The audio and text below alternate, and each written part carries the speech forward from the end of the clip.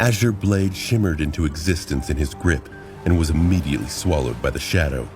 A breath later, the dark blade hit precisely into the concave, discolored cavity in the scavenger's armor.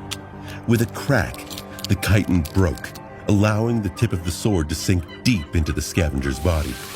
The monster shuddered and then heavily fell to the ground.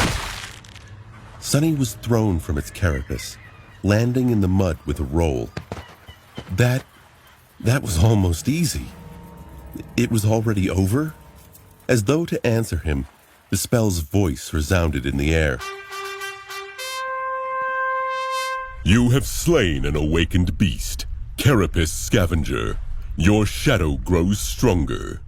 Sunny was sprawled in the mud, looking at the sky. He didn't even have to catch his breath since the whole fight took less than 10 seconds from start to finish. No one was dead, wounded, or even bruised. Well, except the scavenger. He didn't imagine a battle running so smoothly. He glanced at the monster's corpse to make sure that it was dead, then summoned the runes and took a look at the number of shadow fragments in his possession. Shadow fragments, 16 out of 1,000. It seemed everything went perfectly. The mighty awakened beast perished just like that. And although Nephis did most of the work, he was the one to deal the killing blow. He wondered why all of life couldn't be so easy. Sunny got back on his feet and dismissed the Azure Blade. Then he remembered the words Master Jet had once told him. No one can survive in the dream realm alone. Back then, he noted her advice, but didn't believe it. After all, he had always strived to be self-sufficient, not allowing himself to depend on anyone. In Sunny's mind, that was the true meaning of strength. However, now he was beginning to suspect that his logic was flawed. Indeed, having someone to share your burdens meant the difference between heaven and hell here in the dream realm. If he was alone, fighting against a single scavenger might have been the end of him. Similarly, even though Nephis was far more skilled than Sunny, it would have been extremely hard for her to defeat the armored monster alone, being that its weakest point was out of her reach.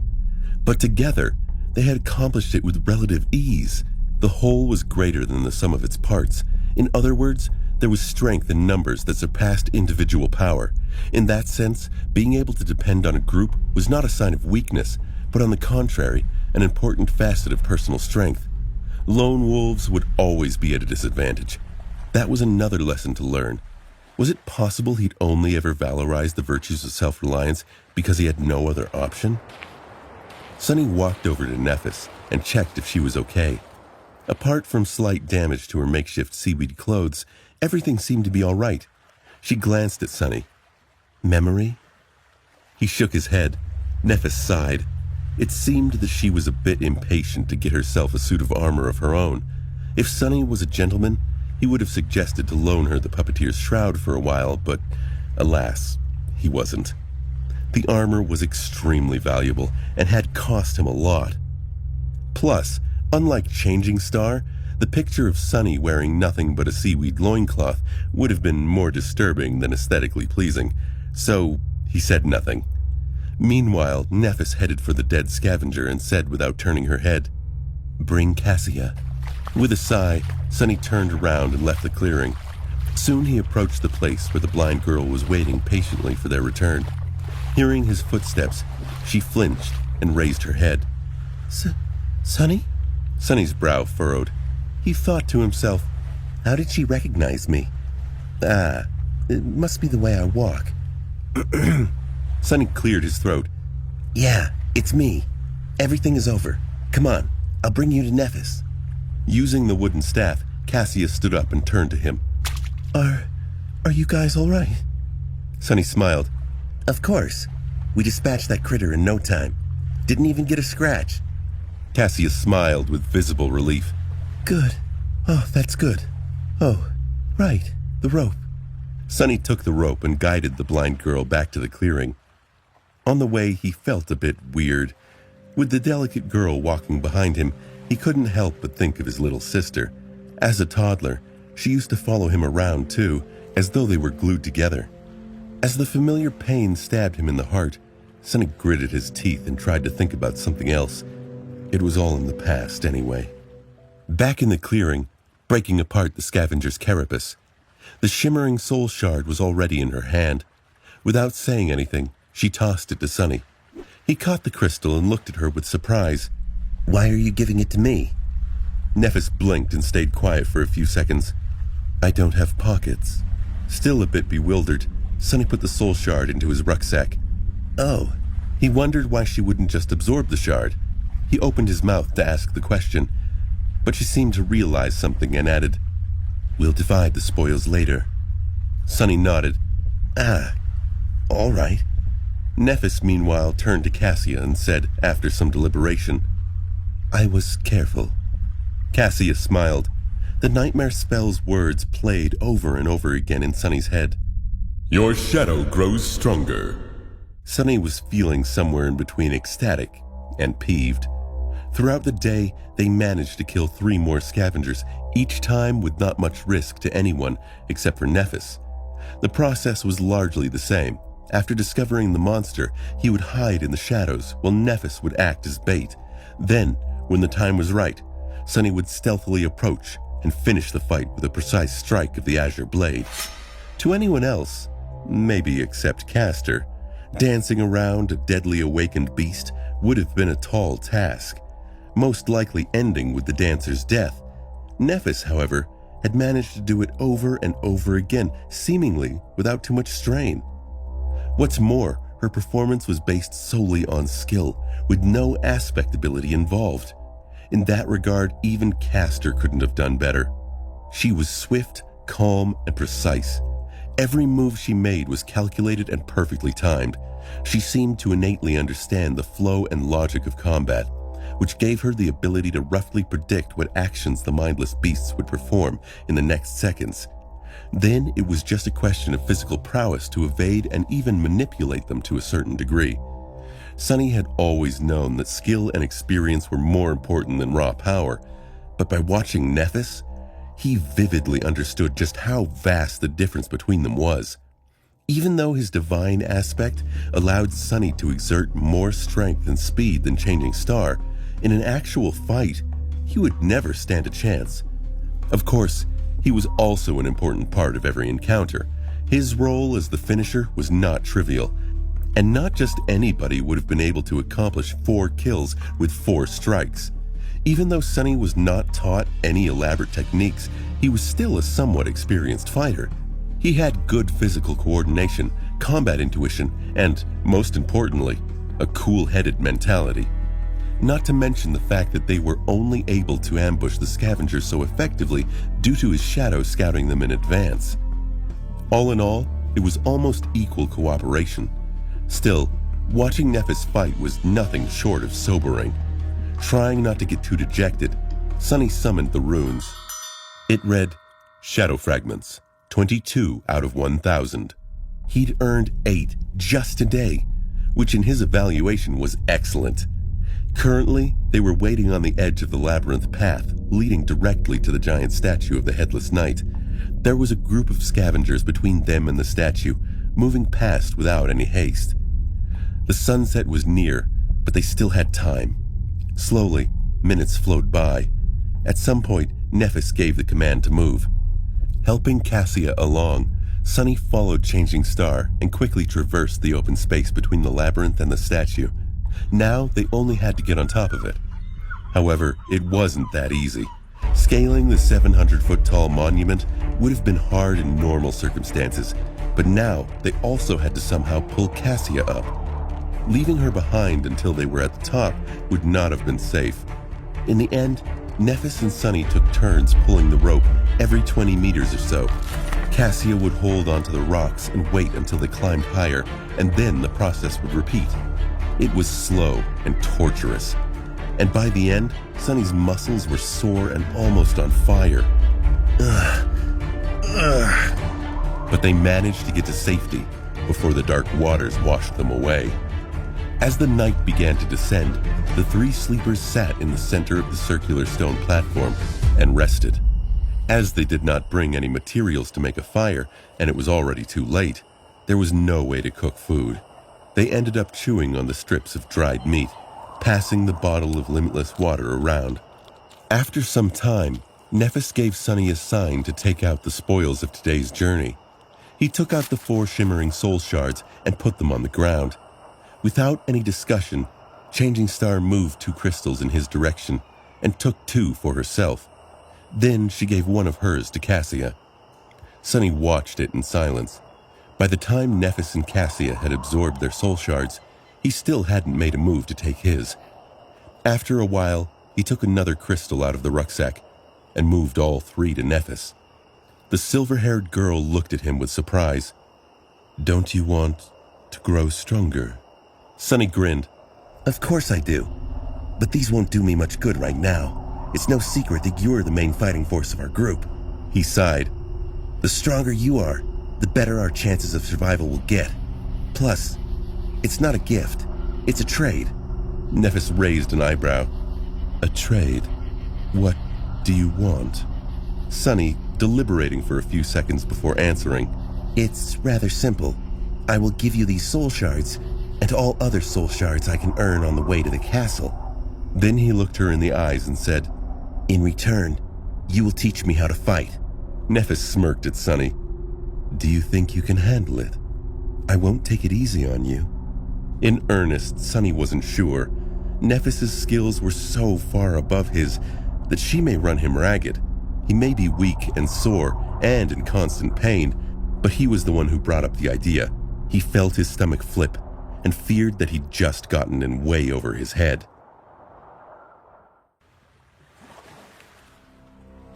Nephis sat across from Sunny and held the soul fragments in her hands. He'd just offered them to her in exchange for training, and she seemed ready to take him up on the offer. Only, given her cool and readable reaction, Sunny was no longer certain that this was a good thing. Sunny felt a bit nervous under her gaze, knowing that he was being evaluated. With Changing Star's skill and insight, it wasn't hard to imagine just how much she had gleaned from his battle performance. Both his current level and future potential must have been pretty much laid bare in front of her. Were they enough to make teaching him worth her while? After some time, she took the soul shards and nodded. "Okay." Sunny smiled, congratulating himself on a successful deal. Not only did he receive a lot while not losing much, but he also managed to create a bit of a favorable impression of himself in the eyes of Nephis and Cassia. As far as performances went, this was a great one. Sacrificing the soul shards cost him nothing. They were useless to him. And yet, now he seemed charitable and team-oriented. Sunny was proud of the fact he'd managed this light deception despite his clear conscience flaw. He felt like he was finally starting to get a hang of this. Sunny rubbed his hands together. "So, when do we start training?" Nephis shrugged. "Now." Sunny blinked. Was she serious? He assumed she must be. In their time together, he'd never seen Nephis joke or be sarcastic in any way. Still, after their arduous trek and day of fighting scavengers, this seemed like an inopportune time to begin sparring. Sunny glanced at the sun, which was already almost gone. Were they going to train in complete darkness? It wasn't really an obstacle for him. Changing Star, however. "We will start with some words. That will be enough for today." Nephis looked back over at Cassia, who didn't know what to do with herself. "Cassia, you listen too." Sunny and Cassia turned to Nephis, listening to her like 2 obedient students. Despite the fact that they were all roughly the same age, Sunny and Cassia knew that, in terms of martial prowess, their companion had authority that was beyond theirs, as a dragon's might was beyond that of a worm. Nephis thought for a while, choosing her words carefully. "Mastery of combat can be divided into 2 aspects. One is the body, and the other is the mind. Training the body is not easy, but it is rather simple. All you need is repetition and experience. In a fight, things happen so quickly that a fighter can't consider every detail at the moment. That's why your technique must exist in your muscles and bones, so much so that it almost becomes an instinct." Nephis dragged her gaze across Cassia and Sunny. She was pleased that they were giving her their full attention. She continued, "You can achieve initial results through repetition. Then it must be cemented through experience. The more battle experience you have, the deeper your technique will be assimilated into your body. There is no other way. 1,000 hours of training won't be as impactful as one real fight. Only those who survive countless battles can be truly in command of the body. To Sunny, this explanation simultaneously made a lot of sense and no sense at all. On the one hand, the principle of improving through practice was quite logical. On the other hand, Changing Star's statement made it seem like all those lofty legacies with their years of training were nothing but harmless children. After all, no matter how good their tutors were, they had no real battle experience. But then again, she did wipe the floor with every one of them, excluding Castor, with no apparent difficulty. So maybe her statement was true. That, however, posed a question of its own. Just what kind of life had Nephis led to possess rich battle experience at the tender age of 18? Sunny thought to himself, maybe she's not such a princess after all. Nephis paced, looking far more the general than the princess. Training the mind, however, is not simple at all. That is because once you reach a certain level of skill, the mind is where the true combat takes place. The outcome is often decided before your body begins to move, and to master the mind, the first step is to understand the essence of combat. However, very few people truly do. She stopped sharply and spun towards Sunny. What do you think that essence is? Sunny hesitated. He opened his mouth to speak, but no words came out. He'd never heard the phrase essence of combat before. It seemed so abstract. There had to be a right answer, otherwise Nephis wouldn't have asked. If it was some other legacy, he would have been tempted to say something stupid like honor, valor, or duty. But he already knew that Nephis did not fall into the image of a noble aristocrat he had in his mind. She wasn't someone who followed empty words. After a minute or so, Cassia finally spoke up. Victory. And almost at the same time, Sunny responded, Survival. Changing Star shook her head. No. Then she rubbed her neck and pierced them with a cold, fierce gaze. The essence of combat is murder. Cassia flinched and opened her eyes wide. Sunny frowned a little. Nephis, however, did not seem to care. In the same calm tone, she continued, At the core of it, there is only this. You are trying to kill your opponent, and they are trying to kill you. In the end, one of you will be killed, and the other one will be the killer. Everything else is just noise. Her words sank deep into Sunny's heart and reverberated there, causing something inside of him to resonate and awaken. Style doesn't matter. Weapons don't matter. Reason and intent do not matter. The only thing that matters is to be the last one standing. In this way, anything you do in combat must be viewed as only serving one of two purposes, either to kill your enemy or to prevent the enemy from killing you. Nephis lowered her eyes. If you can understand that, you will have enough clarity to master the mind. The speech revealed something in Nephis that Sunny had failed to note earlier. It wasn't that she was malicious or even particularly brutal. Nephis could see to the core of an issue. She wasn't impressed with any fancy words or flowery language. She understood the nature of what made the world turn at its most basic.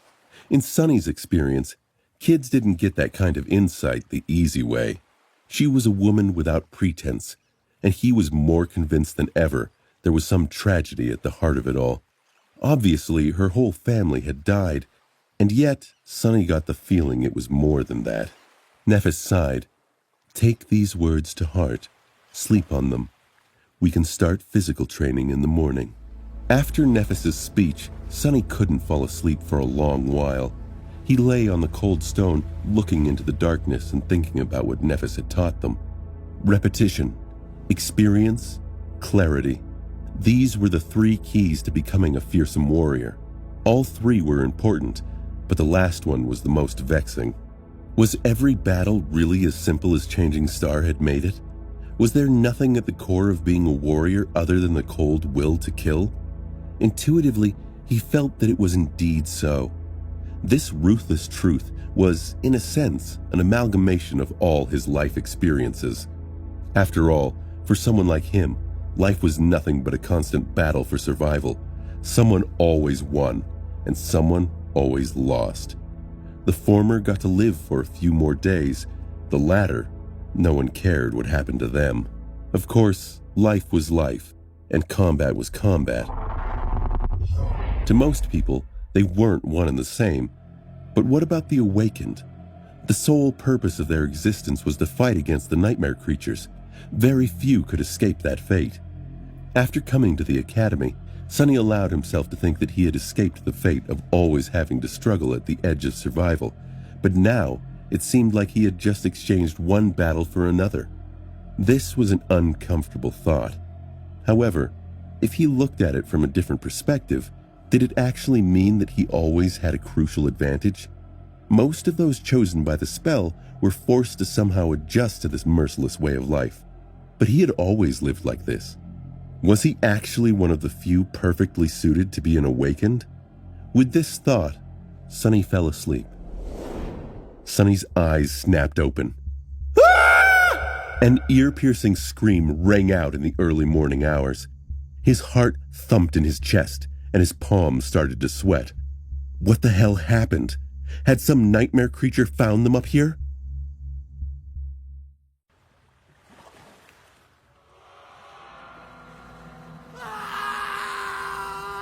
The shout roused Sonny from his slumber, and he was on his feet even before fully waking up. Somehow, Azure Blade was already in his hand. His shadow was hovering beside him, ready to either wrap itself around the sword in case he needed to attack, or around his body, in case it was already too late for that. He tried to understand what was going on. Nephis was nearby, her long sword raised in a defensive stance. Cassia was nowhere to be seen. Had something got her while they slept? Sonny feared he might see giant tentacles reaching for them from the darkness, but it was better to know if something was out there. Leaning on his night vision, he looked around. The eastern horizon was just beginning to show the first hints of dawn, adding a tiny shade of gray to the blackness of the world. In that blackness, there were no signs of danger. Finally, he saw Cassia. The blind girl was stumbling at the edge of the platform with a horrified expression on her face. With her blonde hair in a mess, she was stretching her hands out, clearly lost in space. Of course, there were no walls for her to find. The platform was opened to the elements, and the only thing waiting for Cassia was a plunge into the dark, tumultuous waters. Before Sonny knew what he was doing, he was already running. That wasn't a very smart thing to do. After all, he did not know what had caused Cassia to scream, or if there was some hidden danger nearby. Plus, it was still too dark for Nephis to see. His sudden lunge could have caused her to lash out with the sword before asking questions. All of these were good reasons to wait and observe first, but in an uncharacteristic and completely irrational manner, Sonny acted before thinking. He caught Cassia moments before she took a step off the platform, and, holding her tightly in his arms, dragged the blind girl back. She let out a confused gasp. "I got her!" Sonny yelled, letting Changing Star know that there was no need to stab him with a sword. And then, in a quiet voice, he said to Cassia, "I got you. It's all right. Everything's fine. Calm down."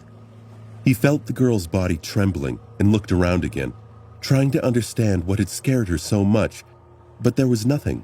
Nephis was listening to the sea for the same reason. After a few seconds, she asked, "Do you see anything?" Sonny helplessly shook his head. "No." He helped Cassia sit down in the center of the platform, while Nephis stood guard above them. He looked the blind girl over to make sure that there were no wounds on her body. Everything seemed fine. "She's not hurt anywhere." Cassia remained eerily silent during the whole exchange, still in the grips of a deep fear that made her breathing shallow and her body tremble.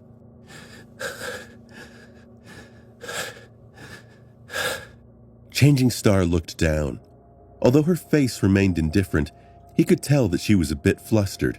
After a second or two, she asked in something that might have been her version of a calming tone. It sounded pretty much exactly the same as usual. "Cassia, what happened?" Magically, that did seem to calm the blind girl down a little. at least enough for her to speak in a quivering voice. Cassia extended one hand and pointed down. The head. I saw. Oh, gods. Sunny frowned and looked at Nephis. Did she see a vision? The past? The tall girl was silent for a moment. I don't know. It never happened before. Both of them turned to Cassia, not sure what to do. Since there was no apparent danger, they took turns trying to calm the horrified girl down. However, after that one sentence, she fell quiet and refused to speak again. Nothing seemed to help. After a while, Nephis sighed. Let's leave her be for now. Maybe she needs time. Sunny was about to retort, but truth be told, he didn't have any ideas either. In the end, he just nodded. Okay, I'll keep an eye on her. Changing Star, however, had other ideas. As the sun was rising and the surging sea was receding, Nephis chose to give Cassia some space and led Sunny to the edge of the platform. However, she made sure to always have the blind girl in the periphery of her vision. Cassia sat hugging her knees. Her eyes were closed, but small tremors that periodically ran through her body betrayed that she was awake. Sunny's eye twitched. Are you sure it's okay to leave her like this? Nephis gave him a complicated look. Yes. Then, after some thought, she added, Cassia is strong. Sunny wasn't sure what to make of Nephis's evaluation. If Changing Star considered someone to be strong, then they most likely were. However, strong was the last word that came to mind when he thought about the delicate, beautiful blind girl. Wasn't she someone who constantly needed their help? But then again, there were different kinds of strength. Cassia was still alive and sane, despite her debilitating flaw. How many people could have done the same? Sunny shrugged. If you say so. Then, Nephis made him summon the Azure Blade. After studying it for a while, she nodded and took her longsword out of the air. Despite its size, it was an elegant weapon. The narrow, double-edged blade was much longer than that of the Azure Blade, with an incredibly sharp, symmetrical tip. The whole blade, as well as the simple cross-shaped guard and the pommel, seemed to be made out of silver and reflected the pale morning light. The handle was tightly wrapped in black leather. Nephis placed her sword alongside his blade. Your sword can be used with one hand, but its true potential can only be revealed when held in both. It is created primarily for cutting and severing, hence the higher center of gravity. However, it can thrust as well. Then she gestured to hers. My sword is a bit more versatile. It is created for both cutting and thrusting, and it has a double edge. However, the principle of wielding these two swords is effectively the same. She took the sword in both hands, placing one near the guard and another near the pommel. Then she performed a downward slash. They are both leverage-based weapons. When held with two hands, one hand pushes. She pushed the sword downward with the hand near the guard, while the other hand pulls. The hand near the pommel simultaneously pulled the handle up, giving the blade a tremendous boost in speed. This is how you generate force and perform powerful strikes. Now, your turn. Sunny looked at his sword and gripped it with both hands, mimicking Nephis's pose. Then he raised it and slashed it down, making sure to enhance the force of the strike with his lower hand. Changing Star observed him. You need to understand that a strike doesn't come from the hands. It comes from your whole body. Power comes from your feet, your hips, your core, and your shoulders. And it is only then transmitted to your hands. Like this. She demonstrated the downward slash again. This time, Sunny paid attention to the overall stance and movements of every part of Changing Star's body, as opposed to only the sword. He wasn't a novice to fighting. Instinctively, he already knew how to deliver a proper punch. Even if, before, there wasn't a lot of strength in his body, the principles of striking with a sword were largely the same, so Sunny quickly understood the overall concept. He performed the simple downward slash a few more times. After each time, Nephis gave him pointers and corrected his mistakes. Sometime later, she was finally satisfied with his form. Good. Sunny smiled, proud of his achievements. Nephis looked at him thoughtfully and nodded. Now do it 1,000 more times. The smile froze on Sonny's face. 1,000? Did she say 1,000? He blinked. Sorry, how many times? Changing Star tilted her head and thought for some time. Well, we don't have much time today, so yes, only 1,000. Sonny was floored. He thought, Only 1,000? but he forced himself to sound polite. I see. All right. As Nephis walked back to sit with Cassia, he turned to the sea and raised his sword. 1, The azure blade whistled as it cut the air. He raised it again. 2, Push and pull. This is how you generate force. 3, Strike with your whole body, not just your hands. 4. Sonny raised his sword and slashed down, over and over again. Only one thought eventually remained in his mind. Repetition, experience, clarity. Repetition. And so Sonny pushed himself onward and onward. He sliced through the air until the movement was instinctual, until his muscles were sore and his forearms ached. He sliced through the air until he heard nothing but the ocean and forgot for half an instant what a dangerous place he was in. After his 1,000th strike, Sonny turned and padded back towards Nephis. To Sonny's shock, Cassia was no longer cowering. She was on her feet, a grave look on her face. She whispered, There's something you both need to know. Something that I saw. Thanks to his training, pretty much every muscle in Sonny's body was still sore as he walked over to the girls. He collapsed to the ground with a groan. Ugh. After catching his breath, he looked at Cassia. Cassia, so you feel better? The blind girl slowly nodded. That's a relief. He shifted and hesitated for a bit. Cassia didn't look too well. Her face was still very pale, with a distant, dazed expression on it. Her body, at least, was no longer trembling. Sonny wasn't very good at talking to people, let alone placating them. He wasn't sure what to say. He cast a gaze at Nephis and sighed inwardly. Who knew that one day he would turn out to be the most sociable person, for as far as the eye could see? What a joke. Can I have some water? Cassia turned to him and scowled, as though confused by the question. Then she suddenly gasped and opened her eyes wide. Oh, sorry. Yes, of course. Cassia. She summoned the limitless water bottle and offered it to Sonny. He took it with a grateful smile and greedily drank a few gulps before giving the bottle back to Nephis. Eventually, Nephis returned it to Cassia. You drink some too. After she did, Sonny awkwardly patted the blind girl on the shoulder. Everything seems to be fine now. So, you mentioned having another vision? Cassia hesitated a beat. I think it was a vision. It could have just been a nightmare on second thought. Sonny and Nephis exchanged glances.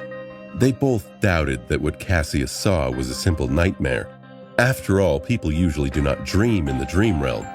The blind girl gathered herself. I don't remember all of it. Just fragments. Sonny carefully considered his words, not wanting to pressure Cassia too much. You can just tell us what you remember. Maybe we'll be able to make sense of it together. Cassia sighed and tentatively nodded. At first, I saw a boundless darkness locked behind 7 seals. Something vast was churning in the darkness. I felt like if I directly saw it, I would lose my mind. As I watched, terrified, the seals broke one after another until only one remained. And then that seal broke too. She trembled a little. After that, I don't know. It was as though my mind shattered into 1,000 shards, each shard reflecting its own image. Most of them were dark and scary. Some I have already forgotten. The other... Cassia fell silent, remembering.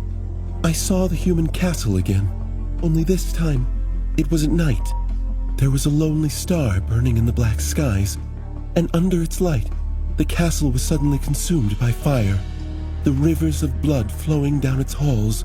I saw a corpse in golden armor sitting on a throne. A woman with a bronze spear, drowning in a tide of monsters. An archer trying to pierce the falling sky with his arrows. Sunny subtly checked on Nephis, who kept a stiff and unreadable expression. Cassia, however, seemed more horrified by each word. In the end, I saw a colossal, terrifying crimson spire. At its base, 700 heads were guarding 7 locks. And at the top, a dying angel was being consumed by hungry shadows. When I saw the angel bleed, I suddenly felt as though something so precious that it can't be described with words was taken from me. Her voice became quieter. Then, I felt so much sorrow, pain, and rage that what little remained of my sanity seemed to disappear. That was when I woke up, I think. Nephis and Sunny remained silent for a while, trying to make sense of what Cassia had told them. If Nephis had an idea what any of that meant, she didn't show it. Sunny couldn't even begin to decipher the hidden meaning behind the vision, if there even was one. Cassia's previous vision of the castle seemed pretty much straightforward. It showed her a human fortress and even the direction in which it was situated. This time, however, her dream was disjointed, full of weird symbolism and vague, uncertain images, much more like a charlatan's prophecy than a vision gained through an aspect ability. Sunny sighed. Maybe it actually was just a nightmare. Your previous visions weren't like this, right? Cassia silently shook her head. Sunny scratched the back of his head. Well, people don't usually dream in the dream realm, but you do. Perhaps seeing a random nightmare once in a while is a side effect of your ability. The blind girl turned to him, a faint relief written on her face. You really think so? He hesitated, trying to find the right words. Why not? It's a possibility. Inwardly, however, he felt uneasy. She had mentioned a dying angel being consumed by shadows. Why did that sound so ominous? Sunny wondered what had become of his life that such a sentence didn't even seem that insane anymore. With that, they were finally ready to welcome a new day. Sometime later, they were sitting on the western edge of the stone platform, looking at the scavengers below. Sunny's shadow was busy scouting a path to the next high landmark. The scavengers skittered around, blobs in the distance, but pretty dangerous up close. Nephis frowned. Were there always that many? Sunny glanced at Nephis and shook his head. No, there were much more. They seem to be almost done with the carcass. I doubt it will last until nightfall. This meant that by tomorrow, all these beasts would be roaming the labyrinth, making it hard for the 3 sleepers to make any progress. It would be best to leave today and put some distance between themselves and the horde before the scavengers were done with their feast. However, without scouting a path in advance, there was a chance of not making it to safety in time. Both options were risky. Nephis frowned, seemingly thinking the same. I don't want Cassia to spend another night near this statue. Let's leave now. Sunny thought for a while, then opened his mouth to offer his opinion. However, a sudden commotion below prevented him from speaking. Down at the bottom of the disappearing sea, amidst mounds of broken coral, the carcass of the giant shark-like monster, the remaining half of it to be precise, was almost stripped of meat, and between its white bones, something was shimmering in the mud. 2 extremely large, luminescent crystals. Sunny's eyes opened wide. Are those... Nephis's hand instinctively went to her longsword. Yes, shards of 2 transcendent soul cores. Sunny couldn't believe it. There was not 1, but 2 transcendent soul cores almost within reach. Suddenly, he was simultaneously filled with greed and fear. Greed because of how rare and precious transcendent soul shards were. Fear because the giant shark turned out to be a corrupted devil at least. One corrupted devil, if not stopped by a saint or a large number of awakened, could potentially destroy an entire city. Sunny belatedly realized that he was much closer to death on that first night than he had previously thought. Sunny swallowed. Should we? Nephis held up a finger. Wait and listen. He stared at Nephis, then obediently listened to the distant, barely audible clamor of the scavengers. After a while, he noticed some disharmony in it. Nephis suddenly tensed up. There. She pointed in the direction of the labyrinth. After concentrating on it, Sunny was finally able to notice two massive shadows stepping out of a particularly wide passage. A second later, the creatures casting those shadows appeared in sight. Sunny gulped. Damn. The monsters looked like the scavengers, but not quite. To start with, they were much larger, towering above the surroundings at more than 3 meters of height. Their carapace seemed to be thicker. They were colored in deep black and scarlet, like an ancient armor drenched in blood. Here and there, viscous-looking spikes were growing out of the carapaces, making their every move much more dangerous. Additionally, instead of heavy pincers, their upper arms ended with long, curved, terrifying bone scythes. Sunny felt cold sweat running down his spine. What the hell are those things? Nephis tilted her head. Monsters, I guess. Nightmare creatures with one soul core were called beasts.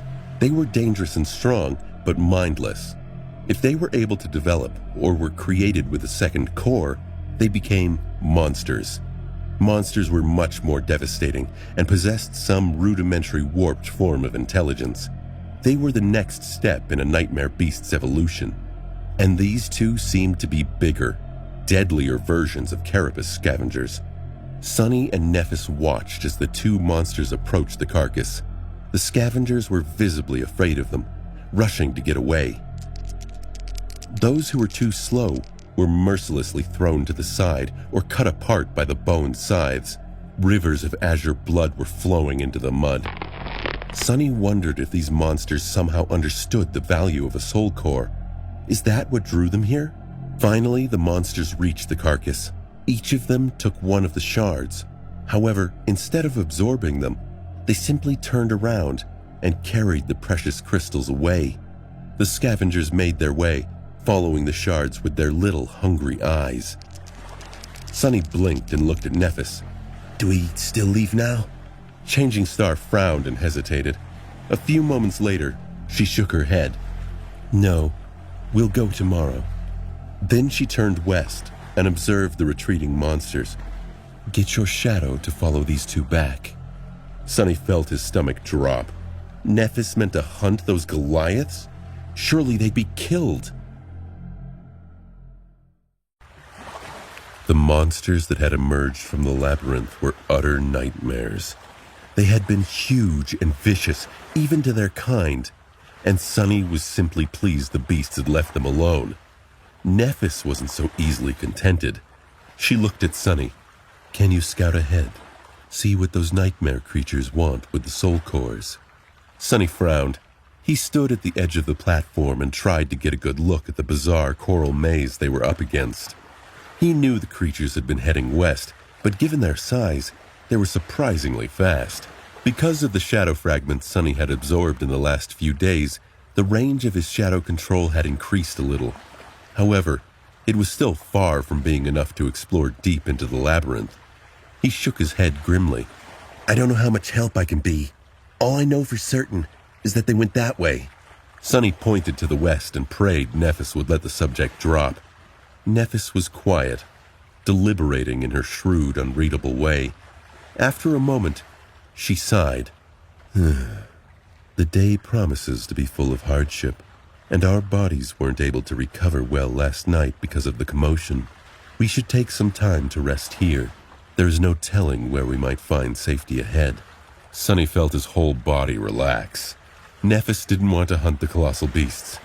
At least, not right away. He lowered his back against the cool marble of the statue and stared up at the gray sky above. Cassia was sitting beside him, lost in her thoughts. Nephis was meditating. At least, that's what it looked like. She might as well have been asleep for all Sunny knew. After a while, Cassia turned to him. Sunny? He tilted his head to look at her. Yeah? The blind girl hesitated. Do you think we'll be able to return home? Sunny glanced at her and furrowed his brow. A few seconds later, he turned away and looked at the sky again. Sure. Cassia smiled. You really think so? Why? Sunny grumbled internally. He could tell she was looking for emotional support, but He didn't know how that was his job. He tried to find the right words. Because of her. He pointed at Nephis and winced a second later. Cassia was blind. She wouldn't see where he was pointing. Though Nephis was the only other person with them, so even without the visual cue, Cassia would pick up on his meaning. He shrugged off his embarrassment and continued, I'm also not someone to die easily.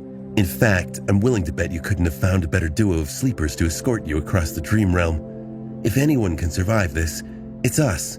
So, yeah, I think our chances of making it back are pretty high. Cassia suddenly giggled. Aren't you a little too full of yourself? You were in the second to last place. Sunny shrugged. That's only because someone smart told me to keep a low profile. Otherwise, I would have ranked higher. Then, with a grin, he added, much higher. Third to last, at least. The blind girl couldn't help but laugh. The melodic sound of her laughter made Sunny feel much better. He had not heard anything like that ever since coming to the dream realm.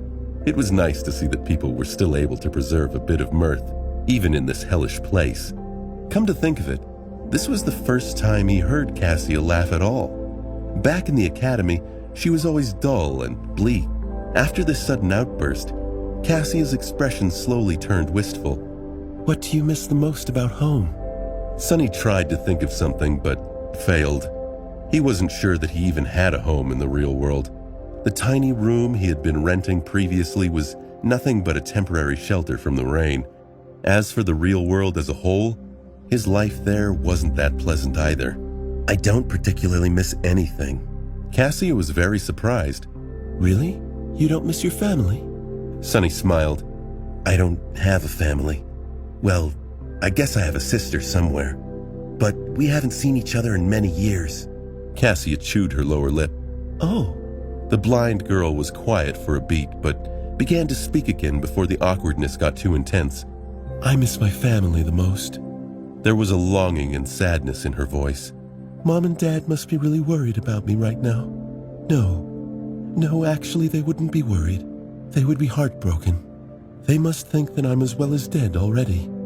Sunny glanced at her and sighed. You seem to care about them a lot. Cassia turned to him in confusion. Of course. Isn't it normal? Sunny stared at the gray sky. The wind smelled of rain. I wouldn't know. In the evening, Nephis made Sunny perform 1,000 strikes again. After that, they ate the last strips of dried scavenger meat and took turns sleeping, so that one of them could always keep an eye on Cassia. Thankfully, nothing happened during the night. When the morning came and the dark sea retreated, Nephis turned to Sunny and Cassia. We've had time to regroup, and if we spend any more time on this statue, it'll become a liability. Sunny knew that Nephis was right. He enjoyed the relative safety of this place, but lingering here for too long would turn that safety into danger. The group gathered what little they had in way of supplies. Nephis peered over the edge. Today will be different from before. There will be much more scavengers roaming the labyrinth. We might not be able to create an ambush or avoid fighting several of them at once. She looked at Sunny. If anything happens, your job is to bring Cassia away. We can retreat by using passages that are too narrow for the scavengers. If we get separated, proceed to the high point by yourselves. Don't wait for me. Do you understand?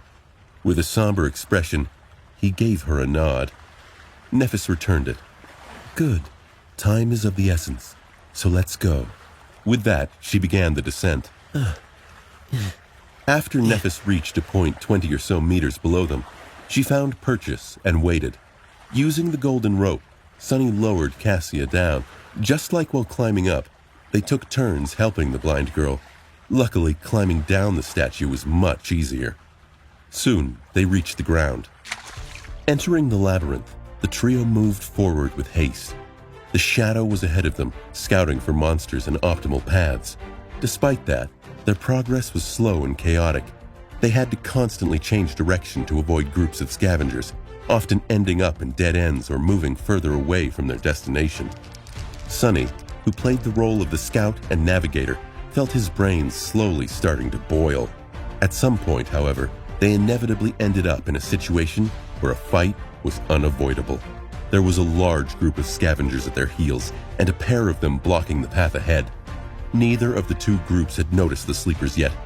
However, since there were no other passages to turn into, it was only a matter of time.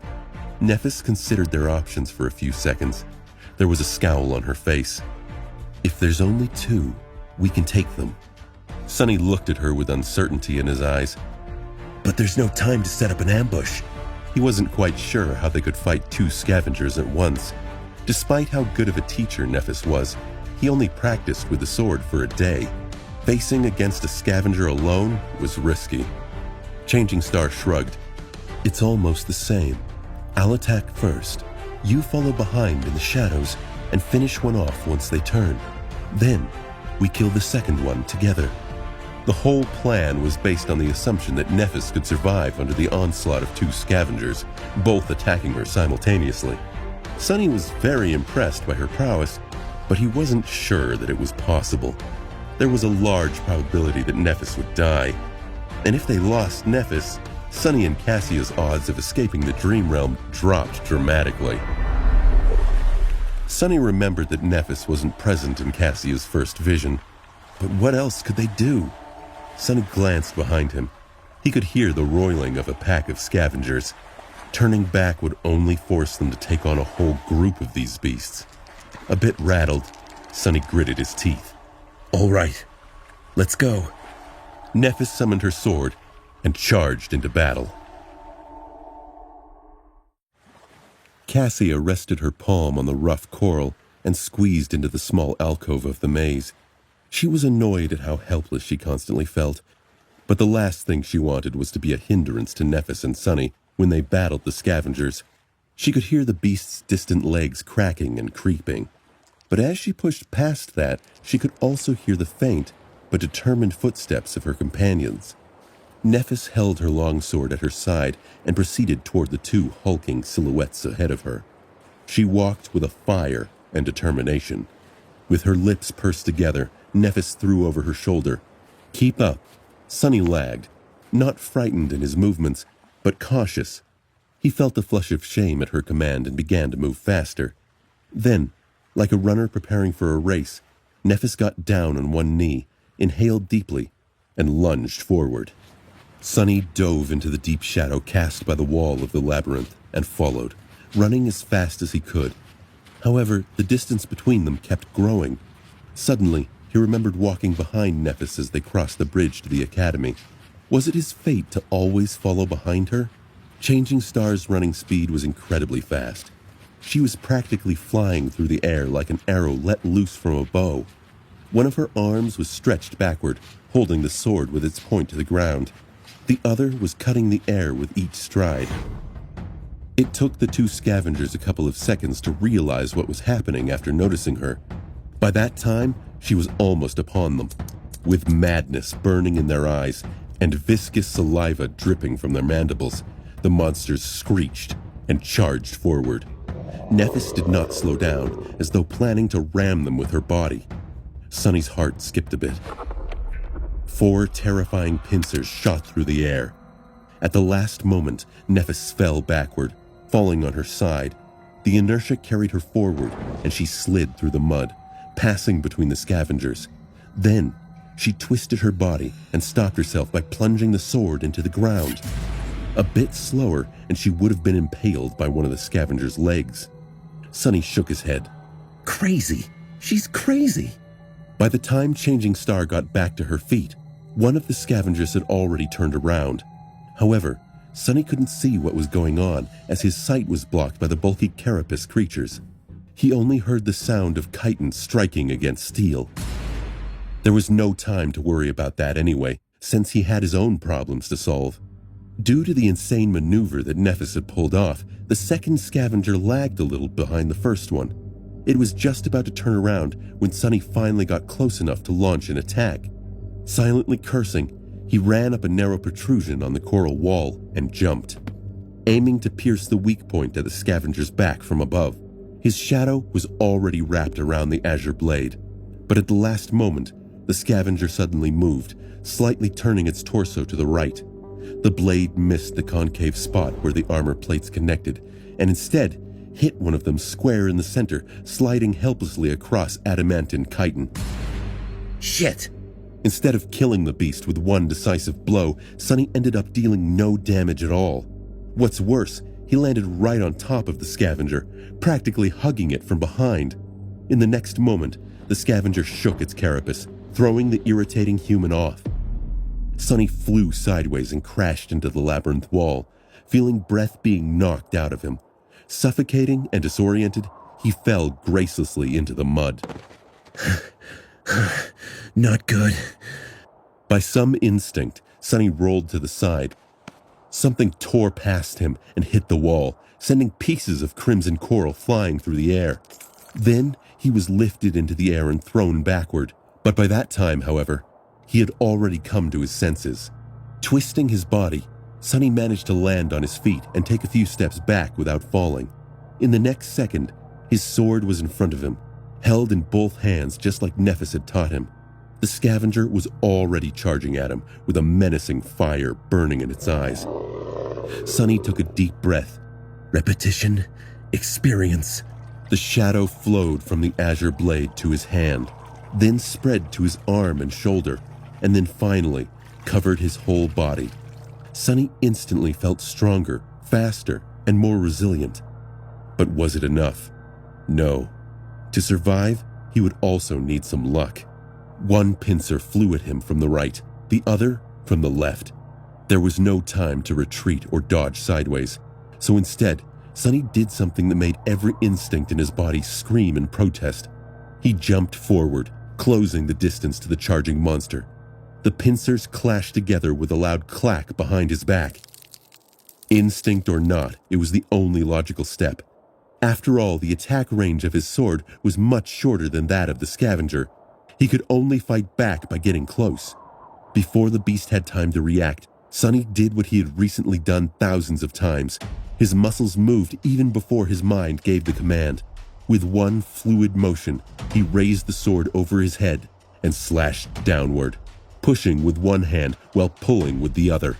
His whole body moved in concert to deliver a powerful blow. The azure blade whistled as it cut the air. Then, it hit the joint of one of the scavenger's front legs and cleaved right through it, severing the limb entirely. Blue blood sprayed everywhere. Sonny had less than a second to be amazed. I actually did it? But there was no time to be distracted. Due to the loss of its front leg, the scavenger lost balance for a moment, careening forward and down. However, he had 7 other legs. This wasn't going to last long. Coincidentally, though, at this exact moment, his other front leg slid into the mud, bringing the monster even further down. Sonny did not waste this chance. Taking a step forward, he thrust the azure blade up, pushing it into the scavenger's mouth. A severed mandible fell to the ground as the monster impaled itself on the sword with its weight. The massive body of the creature convulsed before falling still. It was dead. Sonny slowly exhaled, only now feeling the pain in his chest and at the back of his head. He carefully touched it and grimaced. His hand came back with wet blood. The familiar voice of the nightmare spell blared in Sonny's mind. You have slain an awakened beast, Carapace Scavenger. Your shadow grows stronger. You have... With no time to listen to the spell, Sonny tugged on the sword to dislodge it from the monster's head and hurried to help Nephis. The other scavenger was lying in the mud, clearly dead. His limbs were still twitching, indicating that the fatal blow was delivered just moments ago. It seemed like Nephis had managed to sever its spine by piercing the weak spot at the base of the beast's torso with her longsword. He couldn't see the silver-haired girl behind the bulky carcass. As Sonny approached it, he heard the sound of rugged, strained breathing.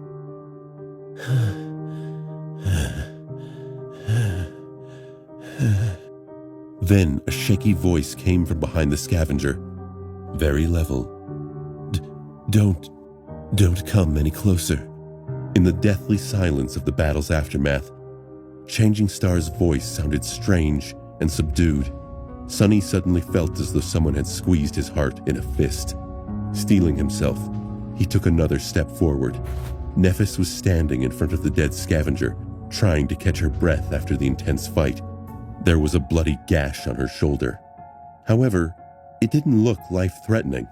Sunny's attention, though, was instantly drawn to something else. It seemed that at some point during the fight, the tall girl's makeshift seaweed top came apart, leaving her naked above the waist. She was covering her chest with one arm. Sunny flinched as though someone had stung him and hurriedly turned around. His face was burning. Without thinking about it, he even made his shadow look away. An awkward silence followed. After some time, Sunny forced himself to speak. Are you all right? Nephis was slow to answer. Yes. Sunny felt the blush creep into his cheeks. Good. Good. I'll go fetch Cassia then. Feeling as though an army of monsters was chasing him, he walked forward on stiff legs and then quickened his step, barely holding himself from running. Trying to get the vivid image out of his head, Sunny hurried to the place where Cassia was waiting for them. By the time they returned, Nephis had already fixed her top and was wearing it as though nothing had happened. However, Sunny couldn't help but feel that the look she gave him was somewhat weird. Nephis approached Sunny and nodded to the cut on his head. Let me check on that. She gave it a quick once-over. It's just a bleeder, nothing serious. Tell me if you feel dizzy and nauseous or have a strong headache, though. Since Sunny had none of these symptoms, he kept quiet. Nephis looked down at his clothes and sighed. Memory? He opened his mouth to say no, but then fell silent. Come to think of it, when he killed the scavenger, the spell did say something else after informing him about the absorbed shadow fragments. At the time, he was too busy to pay it any attention. Let me check. He summoned the runes and quickly found the cluster representing his memories. He saw the silver bell, Puppeteer's Shroud, and Azure Blade. If there was nothing new, what had the spell been on about? Suddenly, he noticed a new set of runes in the neighboring cluster. His eyes widened. He'd earned his first echo. He felt a rush of excitement as he wondered what this new development might bring.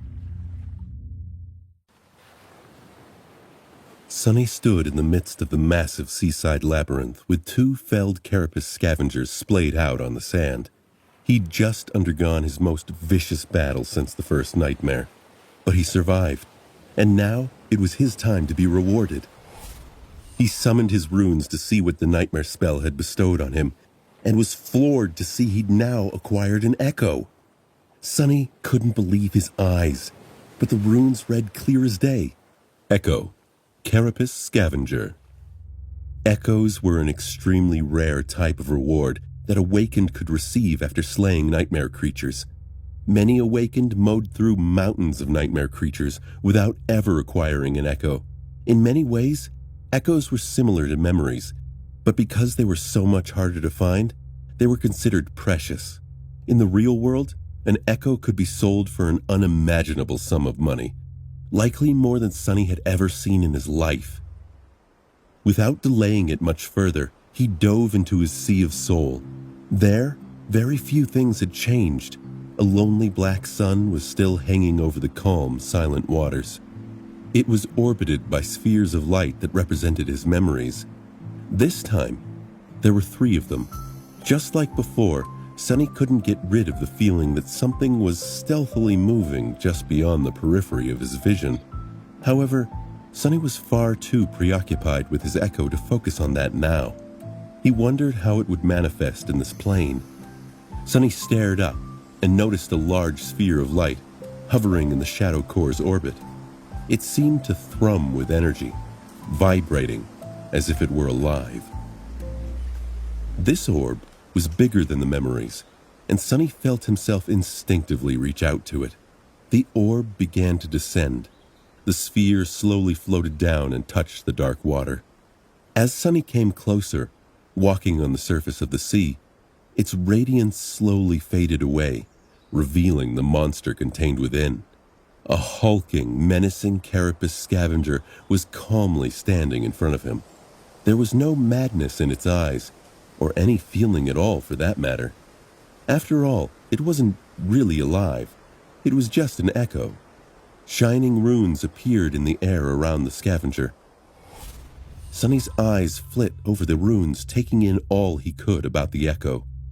The runes read, Echo, Carapace Scavenger, Echo Type, Beast, Echo Core, Awakened, Echo Attributes, Strong, and Armored. Sunny bounced on his heels, trying to contain his excitement. He didn't know the exact details of what those attributes entailed, but they certainly sounded good. After all, if you're in the middle of a battle, it can't hurt to have something strong and armored on your side. Sunny read the last line of runes. Echo Description, a cursed soldier of the Fallen Legion. Before Sunny knew it, a wide grin appeared on his face. That scavenger was now his. It could be summoned and used to fight against his enemies, carry heavy cargo, or perform other tasks. What's more, it was a whole rank above its master, which meant that it was much stronger, more resilient, and fearsome than a dreamer with a dormant core should normally possess. With this echo by their side, many things would become easier. Following an impulse, Sunny raised a hand and brushed it against cold, black chitin. He just wanted to touch his new possession. However, the moment his palm touched the scavenger, a strange thing happened. The Sea of Soul suddenly surged a little, and a new set of runes appeared.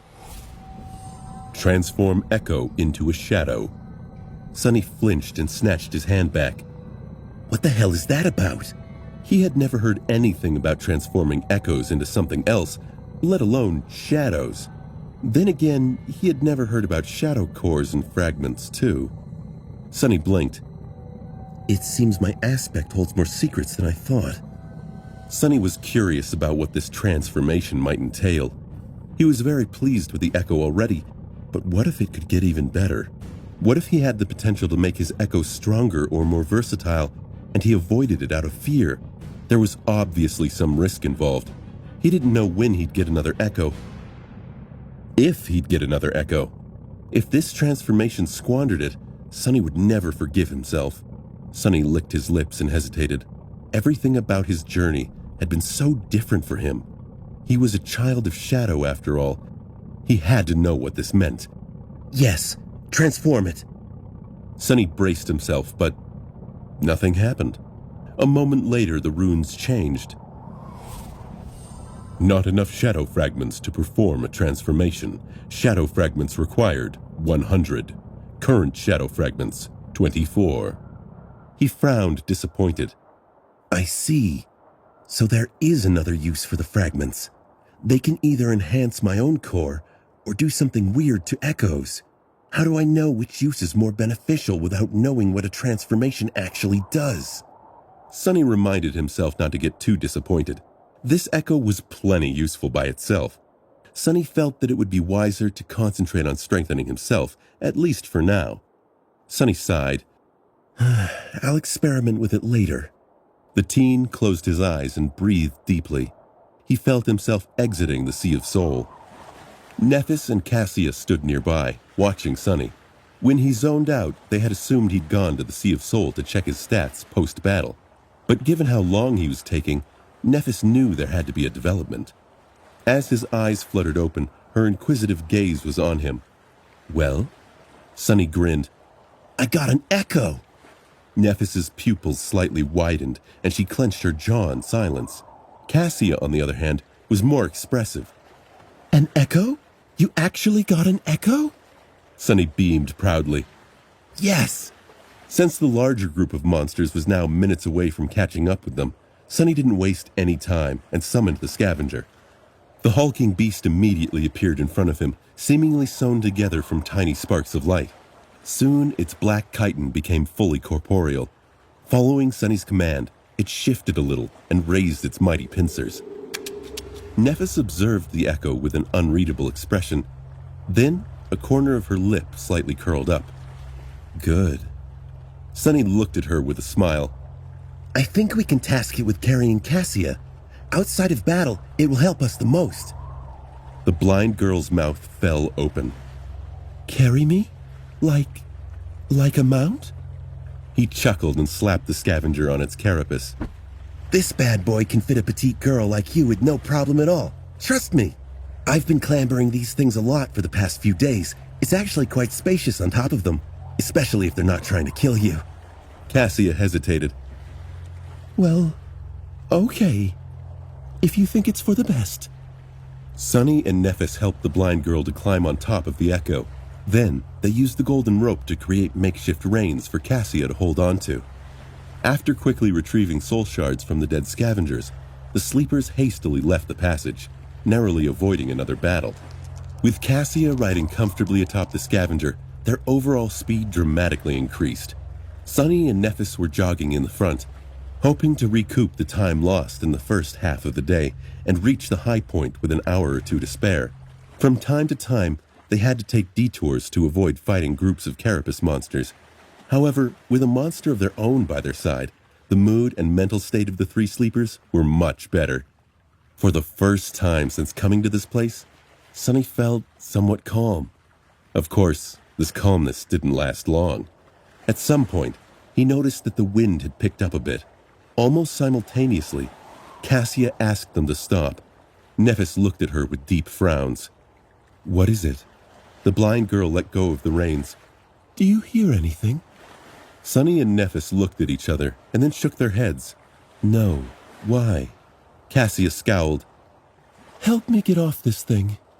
After they helped her, she stood motionless for a while, listening. Her scowl deepened. Then the blind girl cautiously kneeled and put her ear to the ground. Fear grew in Nephis's voice. "What do you hear?" Cassia licked her lips. It's murmuring. Suddenly, a drop of water fell on Sunny's face. He raised his head and looked at the sky. There, dark stormy clouds were gathering with unnatural speed. Pretty soon, they were bound to cover it completely. Sunny realized it was only a matter of time until the sun was blotted out entirely. And when that happened, his stomach turned with the realization this was bad. Very, very bad. We need to move, now! As Nephis turned to him, Sunny grabbed Cassia and helped her stand up. His face was even paler than usual, and there was a panicked look in his eyes. Now, help me get her back on the scavenger! The silver-haired girl raised her head and looked at the sky. Soon her expression darkened. Without saying anything, she did as he had asked. Cassia seemed a bit disoriented. She grabbed the reins and helplessly turned to her friend. Neph, what's going on? Changing Star glanced at her. When she eventually spoke, her voice sounded heavy. "A storm is coming." Meanwhile, Sunny sent his shadow to climb on top of a tall pillar of coral and look ahead, trying to understand how far the cliffs they were aiming for were. From the look of it, there was still a considerable distance to go. However, the giant statue was already much further away. Going back now would be suicide. He turned to Nephis.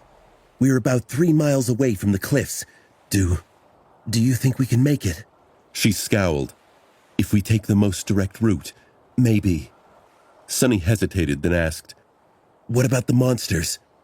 Changing Star looked ahead and gritted her teeth. We'll have to cut through. That's it? That's the plan?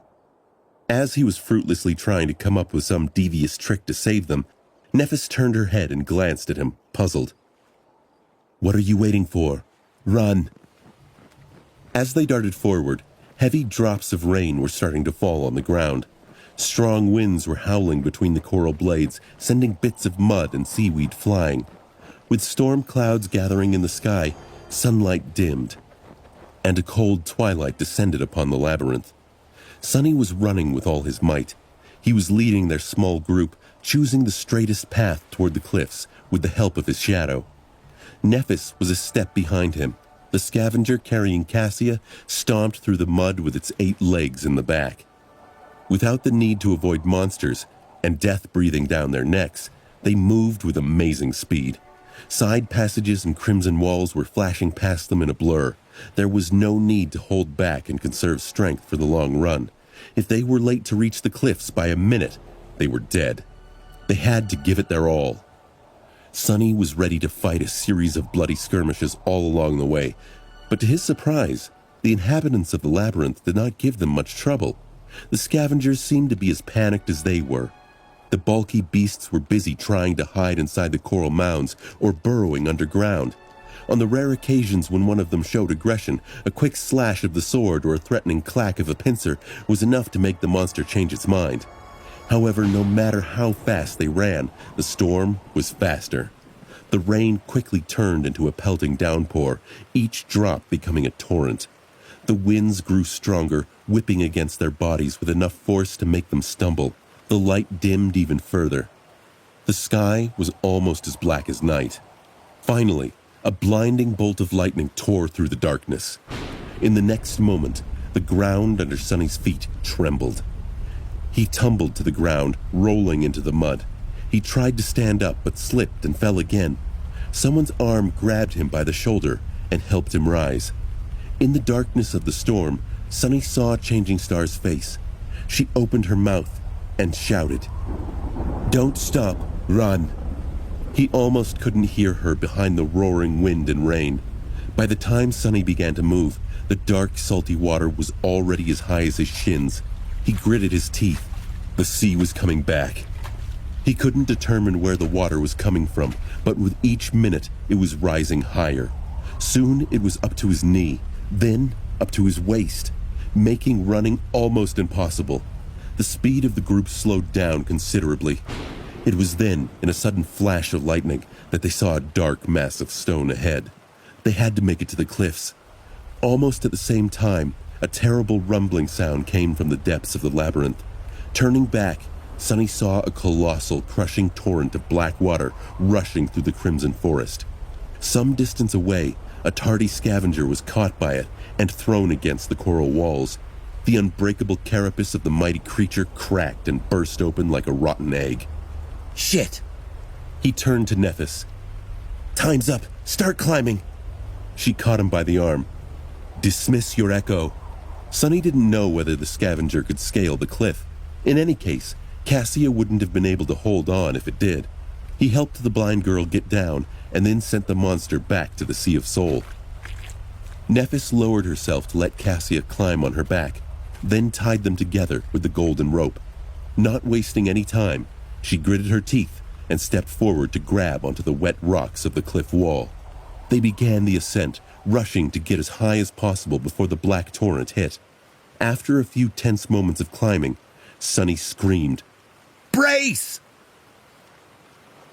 In the next moment, a wall of dark water hit the rocks mere meters beneath their feet. As Sonny held for dear life, the whole cliff shuddered. A few boulders fell from somewhere high above, missing his head by mere inches. Somehow, all three of them were still alive. However, things were far from being over. The black water was still rising, now with frightening speed, threatening to swallow them at any second. They had to keep climbing, and they had to be faster than the surging sea. Sonny cursed as he searched for the next hold to grab onto. To survive, he had to scale the face of the cliff at an impossible speed. However, hastily climbing wet rocks was a recipe for disaster. One slip of a hand, and he would plunge towards the labyrinth below, surely to be crushed against the cliffs, drowned, or eaten by some giant monster. The torrential rain and hurricane wind made everything worse, but he had no choice. He frantically climbed, tearing his skin on sharp rocks. Every muscle in his body was in agony. Sonny would have been long dead if not for the shadow wrapped tightly around his body. But even with its help, the surging dark water was getting closer and closer. Damn it all! No matter how hard Sonny tried, he couldn't win back any distance. Soon, the water was at his feet. The sea slowly swallowed his legs, then his torso. He kept climbing, now fighting against the weight of the water and the force of the tide that was trying to tear him away from the cliff. But it was useless in the end. When the water covered his shoulders, he felt his fingers slipping from the wet rock. Sonny tried to hold on, but the current was too strong. He was pushed away like a weightless toy, losing any purchase. No! In the last second, a golden rope fell into the water beside him. Shaken, Sonny grabbed onto it and held it with all his strength. The rope drew tight and lifted him out of the water. His feet touched the cliff wall again. Not wasting any time, he resumed climbing with the help of the rope. Finally, a strong hand grabbed him from above and dragged his body over the edge of the cliff. Sonny fell to the ground, struggling to breathe. After some time, he looked at Nephis, who was laying in a similar position to his right, equally as drained. She was still clutching the golden rope in her hand. Cassia was sitting a few steps away from them. He wanted to laugh, but had no strength for it. They survived.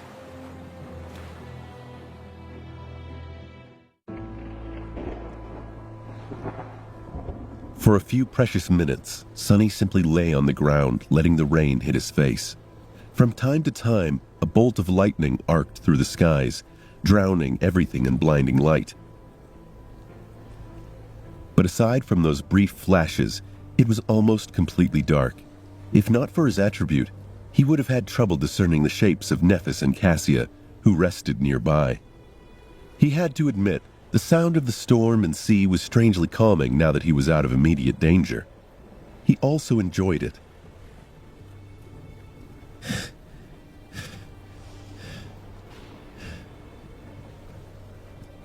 After a few moments of rest, a feeling of uneasiness entered Sonny's mind. Something felt off. Sonny scowled, trying to understand where that feeling was coming from. Finally, he realized that it was his shadow. It was trying to draw his attention to something. Please, let me rest. I just want to rest. He was too tired to do anything. Both his body and mind were exhausted. However, the shadow was very persistent. There was no way he could rest with that mental tug it was giving him.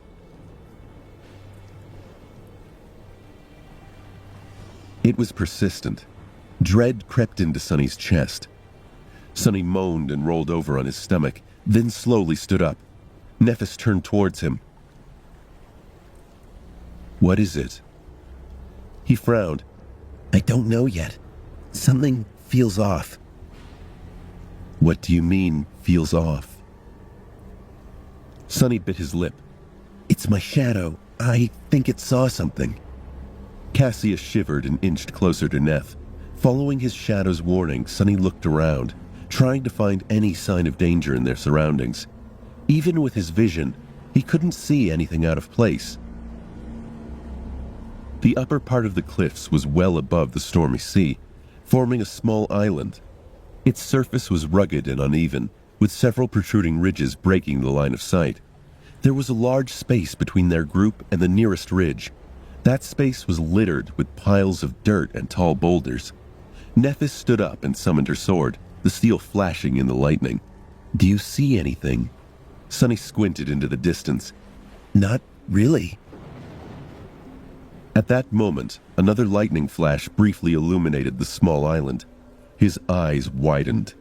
The tall boulders surrounding them were massive and irregularly shaped. They were black in color and motionless. That's why Sonny had not recognized them for what they were at first glance.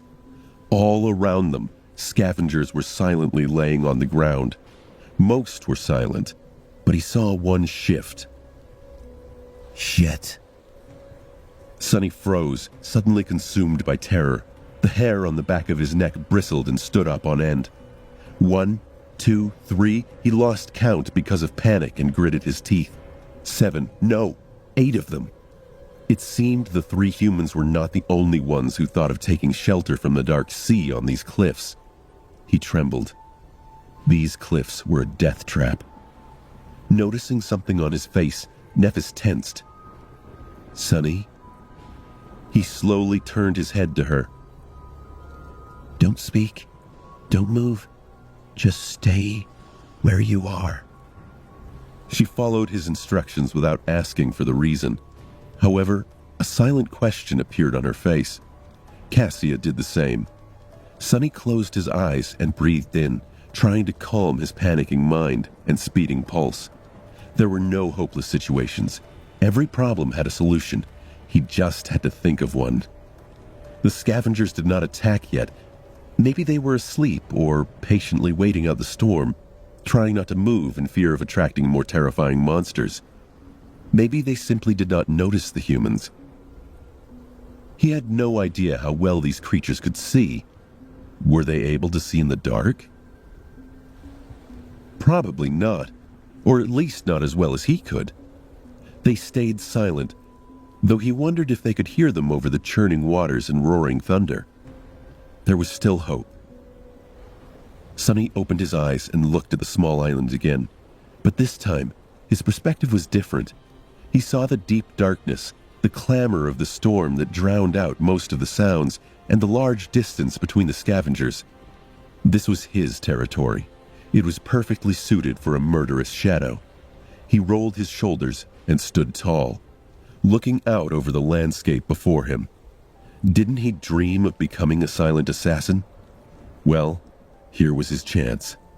He just had to execute each step perfectly, crawl through the darkness, strike without alerting the enemy, and kill each of them with one precise blow.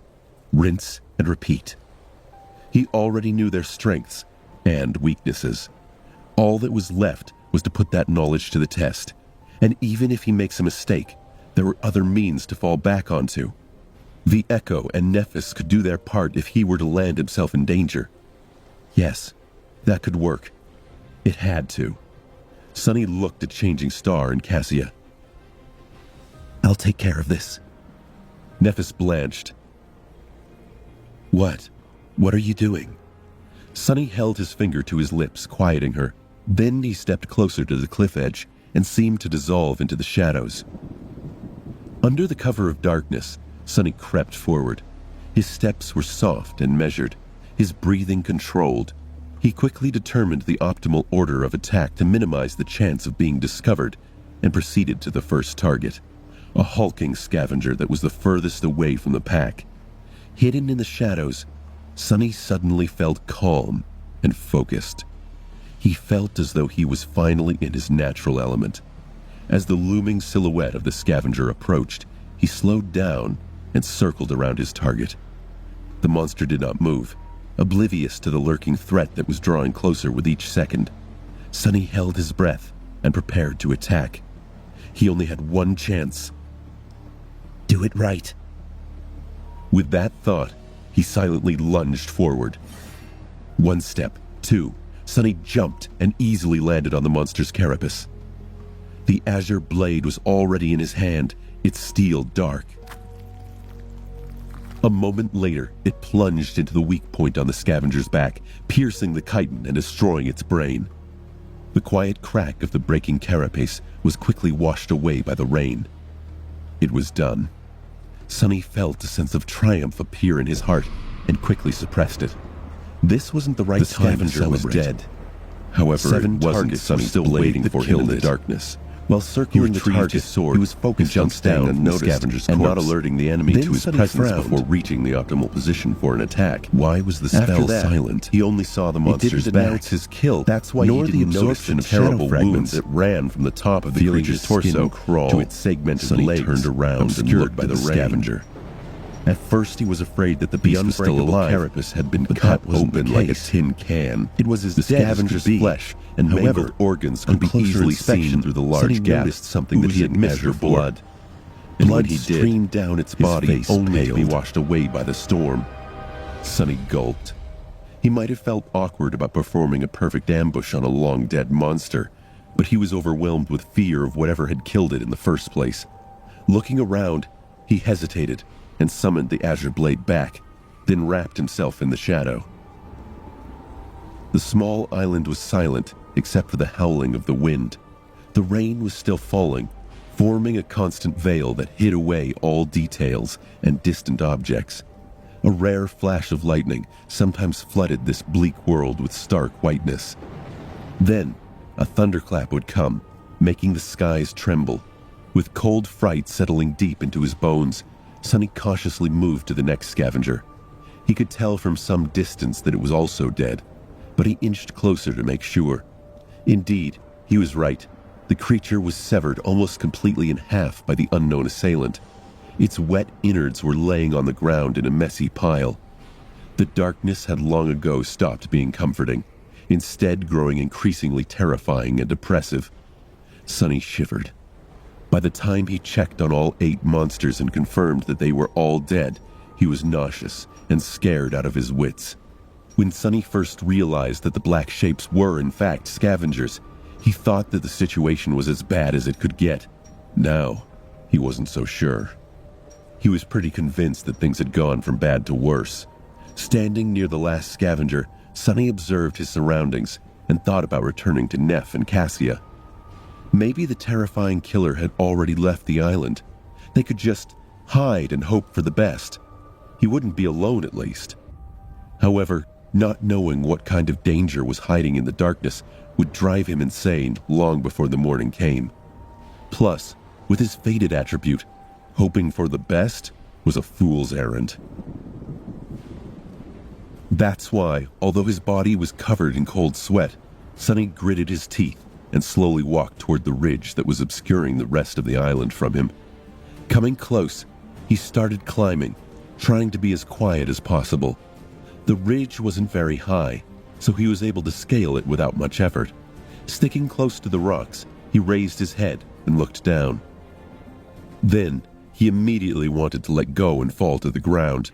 Right beneath him, just a few meters away, a dark silhouette was outlined against the rocks. It was much larger than the scavengers, with jagged spikes growing out of its thick carapace. Its chitin was black and crimson, like an ancient armor splattered with fresh blood. Instead of pincers, 2 terrifying bone scythes were protruding from the joints of its arms. Each one was long and sharp enough to split a scavenger in 2. Sonny froze, afraid to move. He even stopped breathing. So, that's the killer. It was one of those monsters that they had seen retrieving the transcendent soul shards from the giant shark's carcass, or another of their kind. He remembered how the 2 creatures had cut through the horde of scavengers, killing or throwing aside any beast that got in their way. Slaughtering just 7 of them would not pose a problem for something that deadly. Not to mention getting rid of 3 sleepers. Careful not to make a sound, Sonny slowly lowered himself down. His whole body was trembling. Moving his arms and legs with utmost precision, he began climbing down from the ridge, praying not to be heard, sensed, or noticed in some other way. Luckily, the monster remained oblivious to his presence. Reaching the ground, Sonny took a few steps back, still facing the ridge. He had to force himself to turn around, feeling as though his back was being pierced by invisible needles. The young man stealthily moved in the direction where he had left his companions. A couple of minutes later, he returned to Nephis and Cassia. The girls were tense and nervous, waiting for his return in the darkness. Before coming out of the shadows, Sonny let them know that he was approaching. "It's me." Nephis moved, lowering her sword a little. Her mouth was set in a grim line. "What's the situation?" she said, careful to keep her voice low. Sonny slowly exhaled, finally feeling a bit safer. For the first time, he was genuinely happy not to be alone in this cursed place. "There are 8 scavengers around us, but they're all dead. The killer is one of those big monsters we saw, the thing with the crimson pattern on its carapace, and scythes instead of pincers. It's hiding from the storm beneath a stone ridge not far from here." A bolt of lightning flashed, illuminating everything around. In its aftermath, it looked as though 2 white sparks ignited in Changing Star's eyes. Soon, the reflection was gone, leaving them gray and inscrutable again. She tilted her head and whispered, as though talking to herself, "An awakened monster." Sonny licked his lips. "Yeah, so what should we do?" Nephis thought for a while, leaning on her sword. Then she looked at him and said, "Kill it." Sonny stared at her, lost for words. Finally, he collected himself and said the first thing that came to his mind. "Are you nuts?" The idea of fighting that thing was pretty ridiculous, if not completely insane. Realizing that his words might have sounded a bit rude, he cleared his throat and added, "I mean, have you thought this through? How are we supposed to kill that monstrosity?" Nephis took a deep breath, her steadiness a bit unnerving.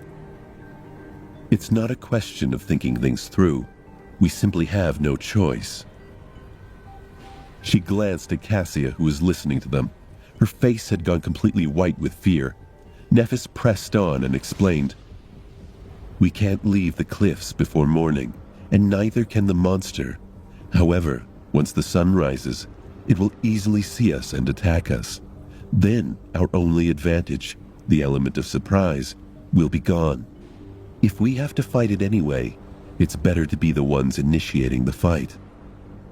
Changing Star looked around and added, "It's not completely dark yet, although barely. I can still see. Once the night comes, this won't be the case, so we will have to attack it first, and do it soon." Sunny shook his head. "This still doesn't explain how we are going to kill it. That thing just dispatched 8 scavengers like it was nothing. We are not its opponents. We don't even know its weaknesses." Nephis frowned. After a short pause, she said, "It's just an awakened monster." Sunny couldn't help but stare at her in disbelief. "What do you mean, just? An awakened monster? Have you forgotten that all 3 of us are only sleepers? Dormant humans are not supposed to be able to deal with awakened beasts, let alone monsters. The fact that we can reliably kill scavengers is already abnormal." She looked back at him, undisturbed, and simply answered, "But we are abnormal." Sunny stood there with his mouth open, not knowing what to say. Nephis sighed. "You and I are both not exactly ordinary sleepers, are we? Don't try and deny it. Someone ordinary simply would not have survived in this place." He frowned, not happy about her line of thought. Meanwhile, Changing Star continued. "You, me, plus the awakened beast you have as an echo, plus the advantage of a surprise attack. I'm not saying that it will be easy. We might die, but there's a good chance that we won't." She looked down at the silvery blade of her sword and added after a couple of seconds, "In any case, as I have already said, we don't have a choice." Sunny gritted his teeth, trying to find a logical retort. However, her reasoning seemed unassailable. He just had a really bad feeling about fighting that monster. In the tense silence, Cassia, who had been quiet all this time, suddenly spoke. "You are forgetting about the main advantage we have over that thing." Both of them looked at her surprised. The blind girl turned to face them and slightly lifted her head. "We are intelligent, and that monster is not." Her words echoed in the darkness. Sunny sighed. It seemed that a fight with the Bone Scythe monster was inevitable. Moments later, he was standing in the darkness, looking at the terrifying creature in front of him. His expression was grim and somber. Tightly gripping the azure blade, Sunny slowly inhaled. The ominous feeling he had before was still there, now stronger than ever. "I don't like this." With this thought, he exhaled and raised his sword.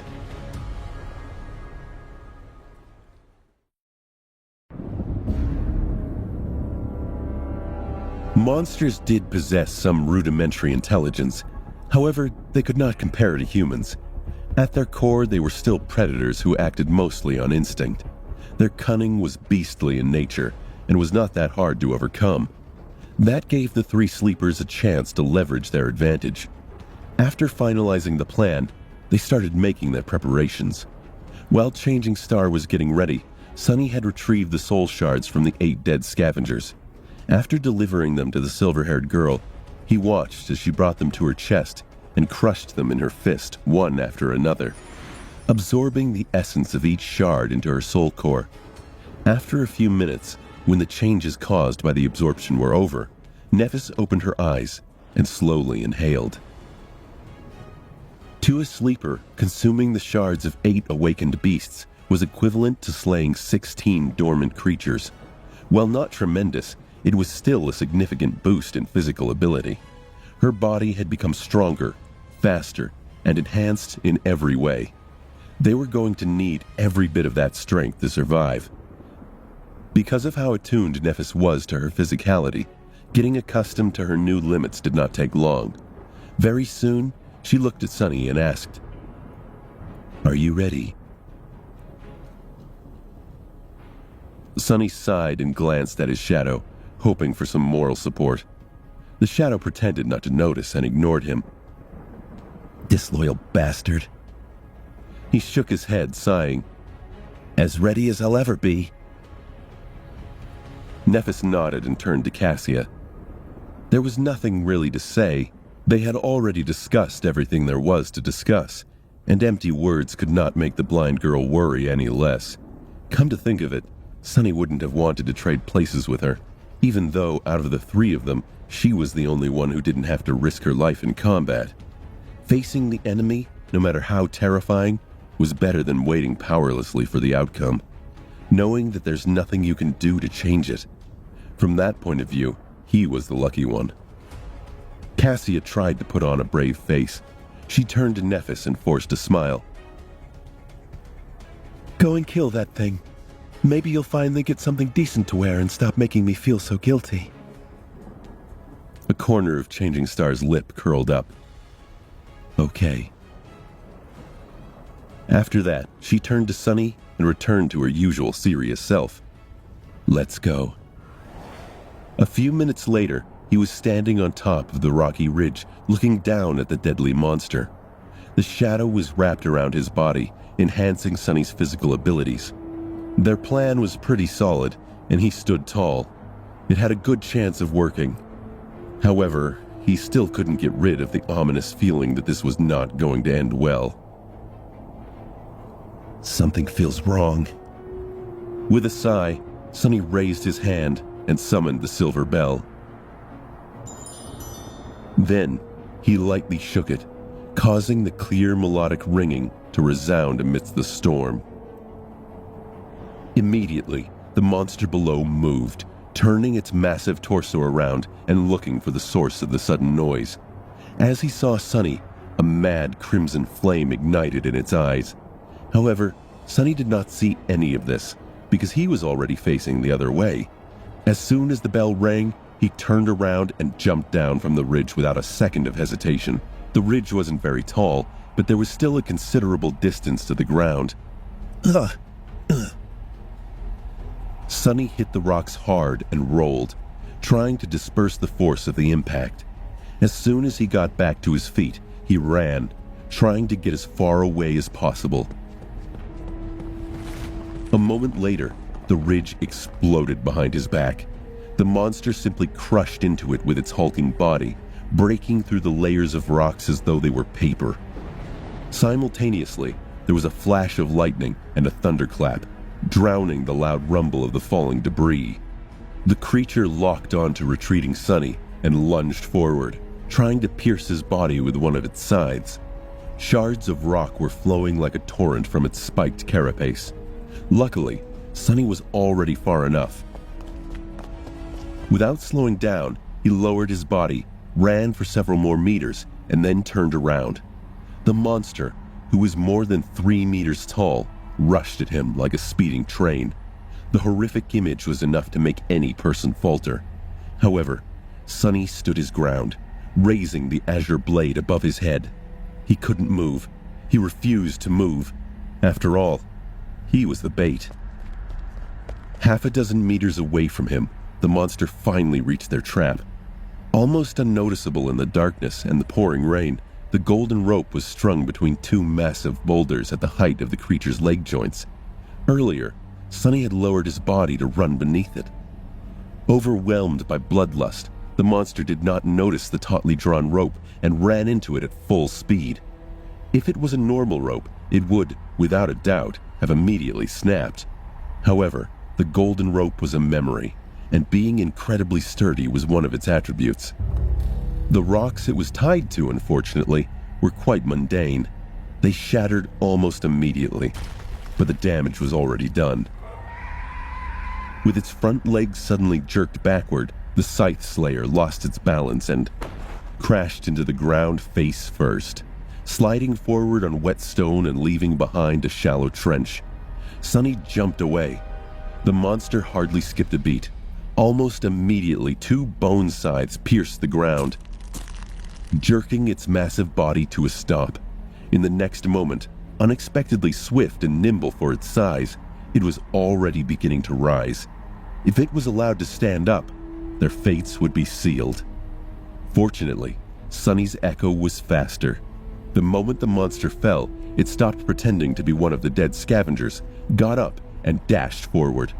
Just as their enemy was about to rise, it jumped on its carapace from behind, pinning the creature down with its weight, and locked its pincers on the creature's arms just behind the point where the bone scythes began. Even though the echo was wounded by the spikes growing from the monster's carapace, it succeeded in immobilizing it for at least a second. But a second was just long enough. Nephis suddenly sprang up, appearing in front of the monster. She had been lying in wait, prepared for their ambush. Darting between its terrifying scythes, she leaned forward and delivered a devastating thrust with her longsword, putting her whole weight behind it. They didn't know if the awakened monster had the same weak spot on its back as its lesser relatives, the scavengers, had. However, there was no reason to assume that there was no gap between its carapace and torso armor. It was a mechanical issue. Anything that had to be flexible could not be too rigid. The tip of Changing Star's sword plunged into the narrow gap. Then, the sword disappeared into the monster's body, penetrating so deep that its hilt ended up brushing against the chitin.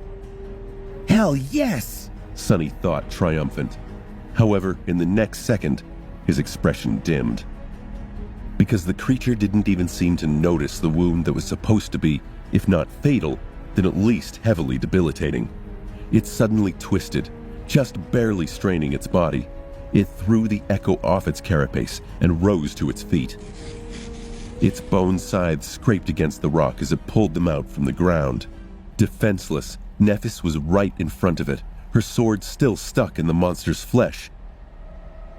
Oh no. Sonny was too far away to do anything. He circled the massive creature to attack it from behind. The echo was on the ground, still reeling from being thrown off the enemy's back. It didn't seem like it could help either. For the moment, Changing Star was on her own. The scythes pierced the air, aiming for her flesh. At the last moment, however, a pair of pincers locked one of them into an iron grip. That gave Nephis another fraction of a second to react. Letting go of the sword, she dove under the creature's body, hiding in the blind spot of the remaining scythe's attack range. As far as hiding places went, this one wasn't optimal, since all the monster had to do to crush her into a bloody pulp was to lie down. However, at that moment, Nephis had no other choice. This is bad. Sonny was already behind the creature, hoping to buy Neph some time. He brandished the azure blade and slashed it down. The sword connected with the joint of one of the monster's rear legs, drawing azure blood. However, unlike how it was in battle against a scavenger, he failed to completely sever the limb. It was too tough and thick. In the next moment, the leg disappeared from Sonny's field of vision. Crap! As that thought appeared in his mind, Sonny raised his head and looked at the monster. Somehow it had already turned around and was now facing him, 2 crimson flames burning with bloodlust in its eyes. Before Sonny could properly react, the sharp tip of a bone scythe hit him in the chest with the force of a siege ram. The only thing he managed to do was transfer the shadow from his body to the puppeteer's shroud. Because of this lightning-fast decision, the armor held. He wasn't pierced through the heart and impaled on the scythe.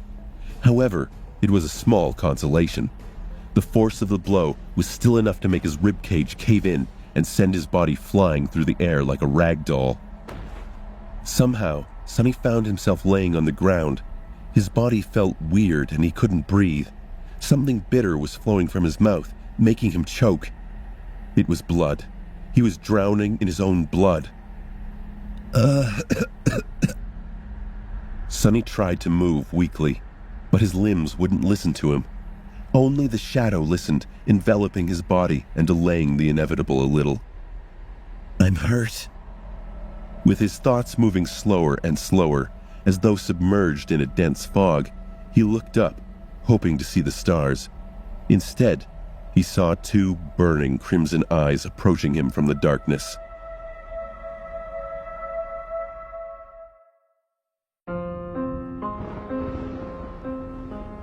At that moment, hovering on the edge of consciousness, Sonny realized that he was about to die.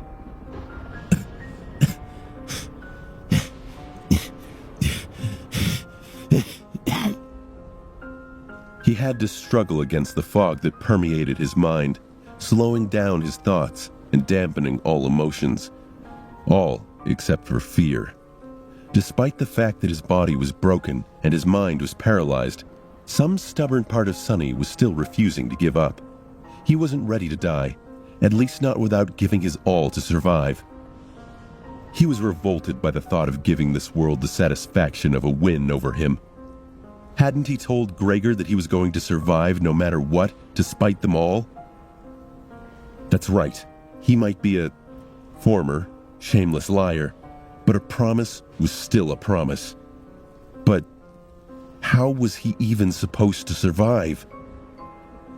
No matter how he looked at it, the situation seemed hopeless. As the scythe monster approached, its eyes shining menacingly with bloodthirsty crimson light, Sonny tried to pierce through the fog that enveloped his mind. However, his attempts were aimless and weak. It was hard to find purchase in the fog. He needed an anchor. Suddenly, a simple thought caught his attention. It was something that he had repeated 1,000 times, burning it into his mind. Repetition, experience, clarity. Clarity. He remembered what Nephis had taught him. The essence of combat was murder. Any action performed during a battle served only one of two purposes.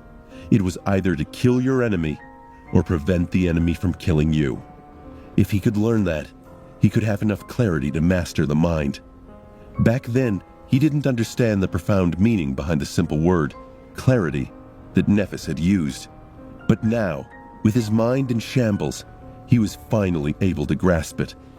The two truths behind the essence and purpose of combat were simple and solid, almost tangible. Even in his half-conscious state, he was able to use them as a stable foundation in the fog.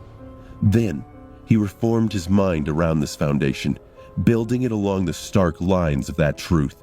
Suddenly, he was able to think again. What's more, his thoughts were clear and incredibly fast, free of all unnecessary distractions. This was clarity.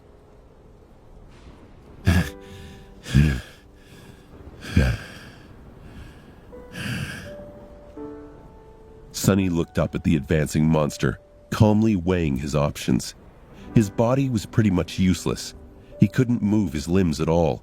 The shadow still followed his commands, but it was busy doing an important job, keeping him from dying immediately. Even with its help, he wouldn't be able to last long. But this was a useless thought. He couldn't do anything about it, so there was no sense in wasting time considering it further. With his body immobilized, memories couldn't be used. That only left the echo. The Carapace scavenger was going to have to be his only tool to either kill the enemy or prevent the enemy from killing him. The monster was quickly approaching Sonny. Its mandibles moved, viscous saliva flowing down from them in a torrent of transparent mucus. In a flash of lightning, he was able to see and instantly register every spike, every scratch, every abrasion on the creature's carapace. The handle of Changing Star's sword was still protruding from its body, washed in azure blood. What an ugly bastard! Sonny was being hypocritical. Truth be told, with its black carapace painted with crimson patterns and a mighty body specially designed for mayhem and slaughter, the Scythe Slayer looked strikingly and incredibly menacing. It was almost majestic, in a terrifying, murderous kind of way. Unable to move, he had to look helplessly as the monster closed the distance between them and loomed over Sonny's broken, bleeding body. Its scythes rose into the air, ready to strike down. Looking right into the monster's burning eyes, Sonny thought, "Go to hell, you overgrown bug!" The scythes shot toward his body. In the last moment, something massive and furious rammed into the monster from the side, throwing it away. It was Sunny's Echo, the carapace scavenger. Not bothering with its own safety anymore, the Echo entwined itself with the enemy in a chaotic mess of limbs as they rolled on the ground. Despite the fact that it was smaller and weaker, its crazy assault and complete disregard for its own life were enough to give the bigger monster some pause. The Echo lashed out with its pincers, ramming them against the creature's carapace in a crazy whirlwind of blows. For a moment, the howling of the wind was drowned out by the clamor of chitin striking against chitin. The Slayer's carapace mostly held, but a couple of cracks did appear on its black surface. However, the great beast was still superior to the scavenger in every way. Even with one of its scythes pinned awkwardly under its body, the monster was more than able to repel the sudden attack. With an angry screech, it sliced with the other scythe, cutting one of the scavenger's pincer arms clean off. Then, it strained its legs and threw the smaller creature away. In the process, the rear leg that was already wounded by Sunny broke off, but the monster didn't pay it any attention. Burning with madness and fury, it untangled its limbs and slowly stood up. Another deafening screech resounded in the howling darkness of the storm, hurting Sunny's ears. Now what? He thought, momentarily lost for ideas. But then, something very unexpected happened. As the Slayer moved to finish off the Echo, it had to slightly raise and lean its torso back to account for the loss of a rear leg and keep its balance. At that moment, a bolt of lightning landed right in the middle of the small island. With how tall the monster was, the lightning was immediately attracted to the handle of the sword that was still sticking from its body, aimed at the sky at a slight angle. At that moment, Changing Star's longsword suddenly became a lightning rod. Instantly, hundreds of millions of volts of electricity coursed through the Slayer's body. In a blinding flash of light, it was thrown to the ground. Wisps of smoke rose from the cracks in its carapace. In a strange turn of events, arcs of residual electricity danced on the monster's chitin, slowly accumulating on the crimson patterns on it. Under that influence, the crimson pattern changed color, becoming white and incandescent. Sunny stared at all this in bewilderment. It's glowing? For a second, he hoped that the monster was dead. But no, a single strike of lightning was not enough to kill a creature like that. Just a few moments after being electrocuted, the Slayer moved, slightly shaking its body. Although it was in rather bad shape, it was still alive and full of murderous intent. Looking somewhat dazed, the monster gathered its limbs and tried to stand up. Slowly, but surely, it was coming back to its senses. The bone scythe scraped against the rocks, helping it rise. However, before it did, Nephis was suddenly right in front of it. Ha! Grabbing the hilt of the longsword, she grimaced as the heat burned her hands. Then, she twisted the blade, making the Slayer's body twitch, and pulled it out, breaking apart a large portion of its lower torso armor. The monster tried to slash at her with a scythe, but Changing Star was quicker. Dashing to the side, she simultaneously lashed out with her sword. The glowing white-hot blade caught the creature's arm right below the joint and cleaved through it, sending the terrifying bone scythe flying through the air in a rain of azure blood. The Slayer screeched and swatted her away with one of its legs. Nephis was thrown back and rolled on the rocks, losing her grip on the sword. Her eyes momentarily lost focus. The monster, on the contrary, was back to its senses. It seemed as though the sudden pain of losing a limb had shaken it wide awake. Raising to its full height, it opened its ugly mouth and let out a deafening, enraged shriek. Then it lunged toward Neph with all-consuming hatred burning in its eyes. But it didn't get far. Right as the livid monster was beginning its attack, the battered Echo appeared in its path. Its one remaining pincer shot forward, plunging into the wide gap in the armor created by Changing Star's sword. Twisting its arm, the scavenger pushed it inside the enemy's body, wreaking havoc on its innards. In the end, it even lifted the whole monster in the air a little, its pincer going in almost up to the shoulder. The slayer lashed out with its scythe, piercing the echo's chest through. Then, it twitched a couple of times and fell still. The scavenger screeched angrily and jerked its pincer, tearing the bigger monster's torso clean off its carapace. Proudly giving the eviscerated enemy one last look, it then staggered and collapsed to the ground. Sunny tiredly dismissed the echo, hoping that it would survive. Maybe it would heal in whatever nether realm he sent it to between calls. But Sunny wasn't feeling too well. He was pretty much done for. You have slain an awakened monster, Carapace Centurion. The spell's voice fell uselessly on his deaf ears. It sounded distorted and distant. You have received a memory, Starlight Legion armor. Your shadow grows stronger. I won. Sunny closed his eyes, finally allowing pain and exhaustion to flood his mind. The fog was back, making everything feel like it was happening to someone else. He was tired, and he couldn't breathe. Drowning in blood was not very pleasant. As his consciousness began to slip, he heard the sound of someone's hurried steps, and then 2 soft hands gently touched his face.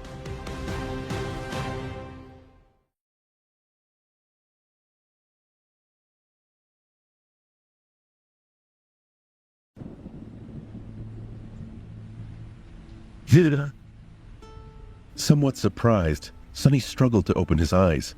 As his vision slowly focused, he saw Nephis' pale face looming over him. Her short silver hair was wet, sticking close to her skin.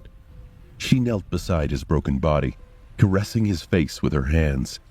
In her eyes, there was a strange expression. It was as though she was frightened, but resigned to something. Her pupils were wide and dark. What? Gritting her teeth, Nephis moved her hands to his collapsed chest and pressed them lightly against it, causing a pulse of pain to radiate through Sunny's body. Then a soft, radiant brilliance suddenly ignited beneath the skin of her palms, reflecting in her gray eyes like 2 dancing white sparks. Almost immediately, Changing Star's face contorted in a grimace of excruciating agony. Huh?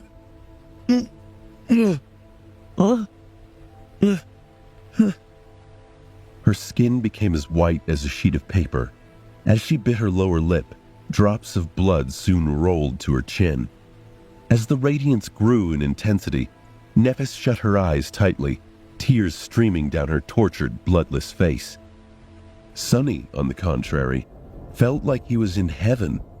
All pain disappeared from his body, replaced by a gentle, all-encompassing warmth.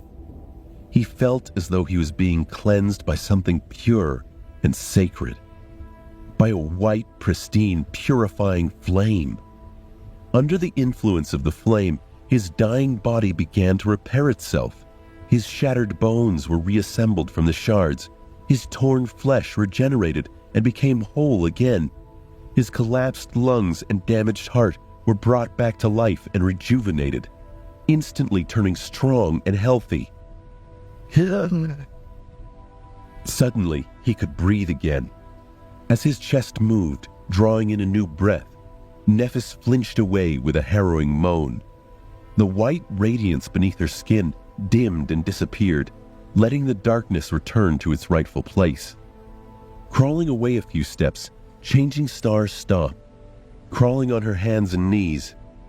Then, she violently vomited. Her whole body was shivering uncontrollably, as though she was about to have some kind of fit. As the shivers calmed, she slowly lowered herself to the ground and lay there, motionlessly, catching the raindrops with her mouth. Sunny, meanwhile, raised his hands and carefully explored his body.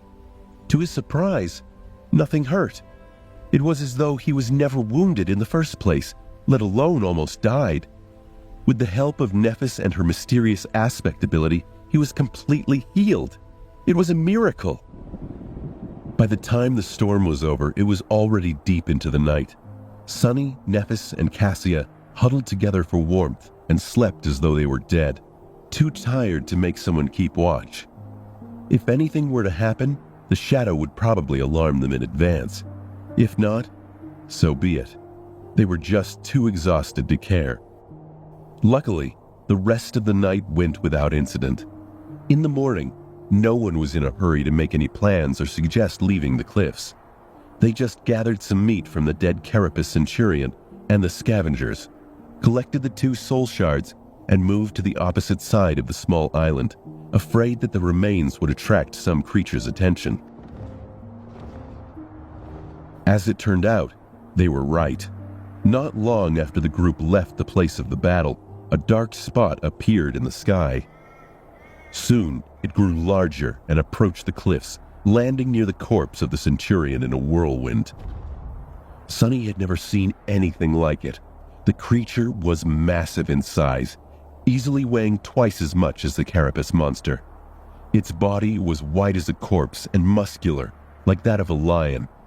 It had 2 mighty paws in the back and 6 in the front, protruding messily out of its wide chest. Each ended with long, sharp talons. The neck of the flying monstrosity was covered in long black feathers, as well as its enormous wings. Its head resembled that of a raven, with large round eyes and a terrifying black beak. While they hid behind rocks, the creature feasted on the dead Centurion, easily breaking its carapace apart with its talons and beak. Then, satisfied, it grabbed a few scavenger carcasses with its paws and rose back into the air, creating a small hurricane with each flap of its black wings. The creature left the cliffs and flew back the way it came. It was moving west. Following the black dot as it disappeared into the distance, Sunny sighed. Neph, what do you think that thing is? Nephis was also looking at the sky. After a few seconds, she lowered her gaze. I have no idea. Sunny simply nodded and went about his business. He still had to perform his 1,000 strikes. After making a fire, they roasted the Centurion's meat and had a delicious, hefty breakfast. Then, stuffed, the 3 of them lay down and lazily rested. After fighting against 2 scavengers at once, running away and barely surviving the sudden flood, climbing tall cliffs in the middle of a storm, and battling an awakened monster, all done in a single day, they deserved some time off. Plus, Sunny needed to sort himself out. Truth be told, he was feeling a bit strange. The reason for this was not his traumatic near-death experience, although it had a lot to do with it.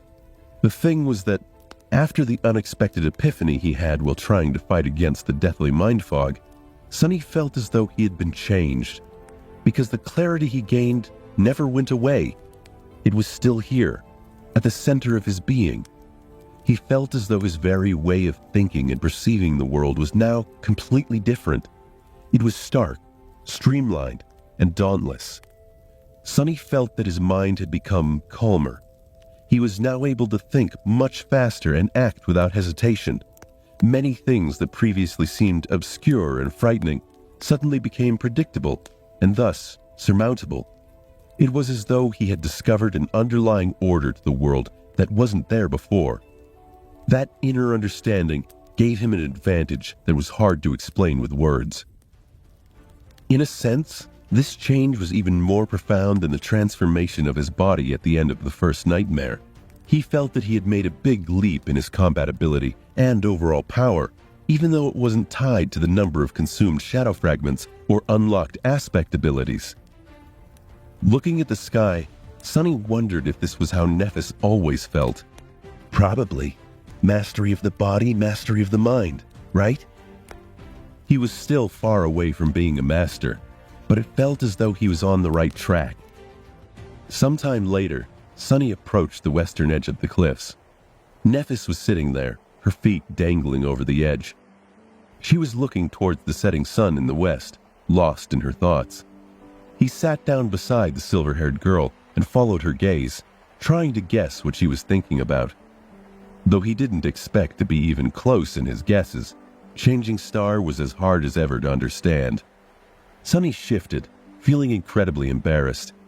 Finally, he gathered his courage and said, "You saved my life twice yesterday." Nephis glanced at him and turned away again. "I did." He hesitated, trying to find the correct words. In the end, he couldn't come up with anything and simply said, "Thank you." This time, she looked at him a bit longer. Her face was calm and indifferent. "There's no need to thank me. Without you and your shadow, we would have drowned before reaching the cliffs or been torn apart by a large group of scavengers after stumbling on them in the labyrinth." After that uncharacteristically long sentence, she fell silent. And after a while, speaking in a soft voice, she added, "We are allies." Sonny nodded, knowing that she was right. Still, Nephis went above and beyond to keep him alive. Even if he had also done his part, not everyone would have gone to such lengths to return the favor. But he remained silent, mostly because he couldn't even imagine how she would respond to such a thing. Between her relationship with Cassia and how she approached their alliance, she operated according to an honor code all her own. It was nothing like what the other students or Jet or his teachers had alluded to. Had he spoken, she would likely only continue to stare right at him. She would stay quiet for some time and then say something like, "I just wanted to," or "It is what it is," in a flat tone, and then there would be an awkward silence. With a subtle smile, Sonny looked away. A minute or two later, he said, "It's your flaw, isn't it? The pain you feel every time you use your ability." Nephis was silent for a while before answering. Then she simply said, "Yes." Sonny looked at her. Changing Star's profile was calm and distant. The wind was playing with her short silver hair. "What does it feel like?" She was staring into the distance. "Like burning alive."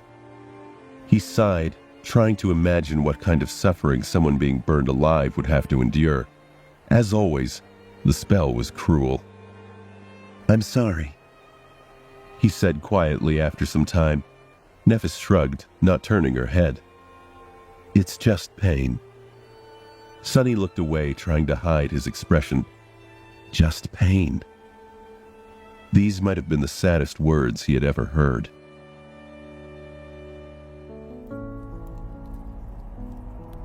When they returned to the makeshift camp, the first thing that Nephis did was come up to Cassia. "Hey, Cass, guess what?" The blind girl turned to her and smiled. "You've finally received an armor-type memory?" Simultaneously, Nephis said, "I found something decent to wear." Then she fell silent and stared at her smiling friend. Nephis was shocked. Cassia couldn't see her expression, but the stunned silence spoke volumes. Cassia laughed. "The sound of your footsteps changed." Changing Star blinked. "Ah, I see. Well, it's from the Carapace Centurion." While she was describing the armor to Cassia and letting her touch the mysterious white metal it was forged out of, Sonny relaxed and rested by the fire. A bit later, Nephis was busy preparing dinner. Sonny was once again laying lazily on the stones and staring into the sky. The sky had turned gray and unfriendly. With all three of them equipped with decent armor, they were finally starting to resemble a real awakened cohort. Sonny thought that their group was rather eye-catching, even by awakened standards. In her light tunic and sea-weave cloak, beautiful and delicate Cassia looked like an ethereal princess.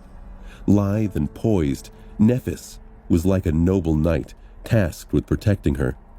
Sonny, however, if he was generous to himself, he would say that he looked like a young squire. But truthfully, he resembled a page boy a lot more, at best. If a random stranger were to see the three of them, the stranger would most likely assume that Sonny was either a lowly servant or a feeble ruffian who had been captured by the noble lady's guard. Sonny groaned, feeling himself sinking into old bitter thoughts. His self-esteem was always like this, though now he was starting to see some of his inner strength, even if it seemed very, very inferior. Well, that'll just add to their surprise when I stab them in the back. Sonny smiled to himself, but his expression faltered. Sure, he would have enemies, and they had found plenty in this world, but now he had allies. Why would he stab a random stranger? If anything, it would more likely be some kind of nightmarish monster. At that moment, Cassius sat down by his side. Sonny turned his head, looking at the blind girl with a bit of surprise. She bit her lip. Nephis told me that you almost died yesterday. Sonny shifted uncomfortably in his seat. Oh, so that's what this is about. He shrugged. Yeah. Then, with a silent sigh, Sonny added, But don't worry about it too much. It's not my first brush with death. Although it was, as far as he knew, the closest. The memory still sent shivers running down his spine. Cassia was silent for a while. Then she quietly said, I'm sorry. Sonny raised his eyebrows. Sorry? What are you sorry for? The blind girl lowered her eyes. For being so useless. Sonny frowned and looked away. A second or two later, he said in a soft, attemptedly casual tone, You're not useless. Cassia softly chuckled. Aren't I? If I want to walk, I need to be leashed to you or Neph. If I want to eat, I need to wait for one of you to feed me. That's my life now. I can't do even the simplest of things without your help, let alone be of use to either of you in return. Slowly, her voice turned raw with emotion. This was the first time Sonny had seen her mask of resolve slip a little, revealing the desperate, angry, frightened face beneath. He was silent for a long time. Then he said, Hey, have I ever told you about my first nightmare? The blind girl shook her head. Sonny half closed his eyes. My first nightmare was as bad as it gets. To tell you the truth, the situation was pretty hopeless. I was a slave, destined to die of cold or mistreatment, chained, bleeding, defenseless. What's worse, my aspect turned out to be completely useless. I mean, literally. If I remember correctly, the phrase the spell had chosen to describe it was a useless wretch, with no skills or abilities worth a mention. Cassia turned her head slightly, visibly drawn in by his words. Then, how did you survive? Did things change for the better? Sonny smiled bitterly. Gods no, they quickly turned worse. Much, much worse. But then, in a strange twist of fate, my useless aspect turned out to be the only thing that could guide me through that mess alive. By some strange twist of fate, in that regard, I turned out to be incredibly lucky. He shifted a little and glanced at the delicate girl, noticing a thoughtful frown on her face. But here's the thing about luck. People usually speak about it as though luck is something that just happens to you. It's not. Luck is 50% circumstance and 50% your own ability to grasp it. Luck is something you have to make happen yourself. I fought with everything I had to survive. That's one of the 2 reasons I'm still here. It's one of the reasons I even managed to live long enough to end up in this circumstance. Saying that, Sonny remembered the cold, dark mountain and shivered. Then, pushing the chilling memories away, he continued. The second reason is the spell itself. I won't go as far as to call it reasonable, but it seems to attempt to operate on some level of fairness or some kind of balanced scale. I guess it's fair in its own perverted way. The spell takes with one hand and gives with the other. It was like this with my first nightmare. And it is the same with you. Cassia's frown deepened. Sonny chose his next words very carefully. Eventually, he spoke. Your flaw is one of the more extreme ones I have ever seen or heard of. You're right. Without help from someone like Neph, you would probably have been pretty fucked. And people like her, well, I honestly wasn't sure someone like her would have existed in here, but... The blind girl gritted her teeth. But what? Sunny looked at her with a serious expression. But that also means that the other side of the flaw, your power, is equally as extraordinary. You just haven't found the way to grasp it yet. When you do, believe me, you'll remember this conversation and maybe wonder why you didn't notice its potential before. Cassia's expression changed to one of doubt and confusion. Do you really think so? She whispered. There was a hint of desperate desire in her voice. However, the question itself almost made him laugh, for an obvious reason. Trust me, I'm the most honest person in the world. 2 worlds, in fact. Sunny would love nothing more than to be less honest, but sadly, he was physically incapable of doing so. Of course, she didn't have to know that. Cassia was silent for a long time, lost in thought. It looked as though she was in the throes of some inner struggle. Sunny almost assumed that their conversation was over, but then she suddenly spoke in a low, raspy voice. I had more visions than I told you guys about.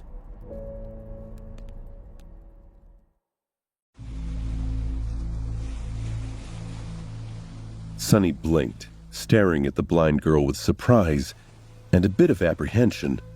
Her sudden statement really threw him off. Why would Cassia keep something like this secret? And why tell him now? Confused, he swallowed. You've had more visions? Why haven't you told us? A fleeting, tired smile appeared on Cassia's face. She lowered her head and remained silent for a while. Then she closed her eyes. Her voice was strained and somber. You probably don't know. How could you? But knowledge can be really heavy. Sometimes it can be the heaviest thing in the world. Then a sad smile appeared on her face. I'm afraid that by telling you, I will actually cause the things I saw to come true. Sunny tensed up, alarmed by the implication behind her words. If she was afraid of the visions coming true, then their content must have been pretty bad. Did that mean death? Injury? Maybe the end of the whole world? A tense silence hung between them as Sunny waited for her to elaborate. But the slow crackling of the nearby campfire was the only noise that filled the air.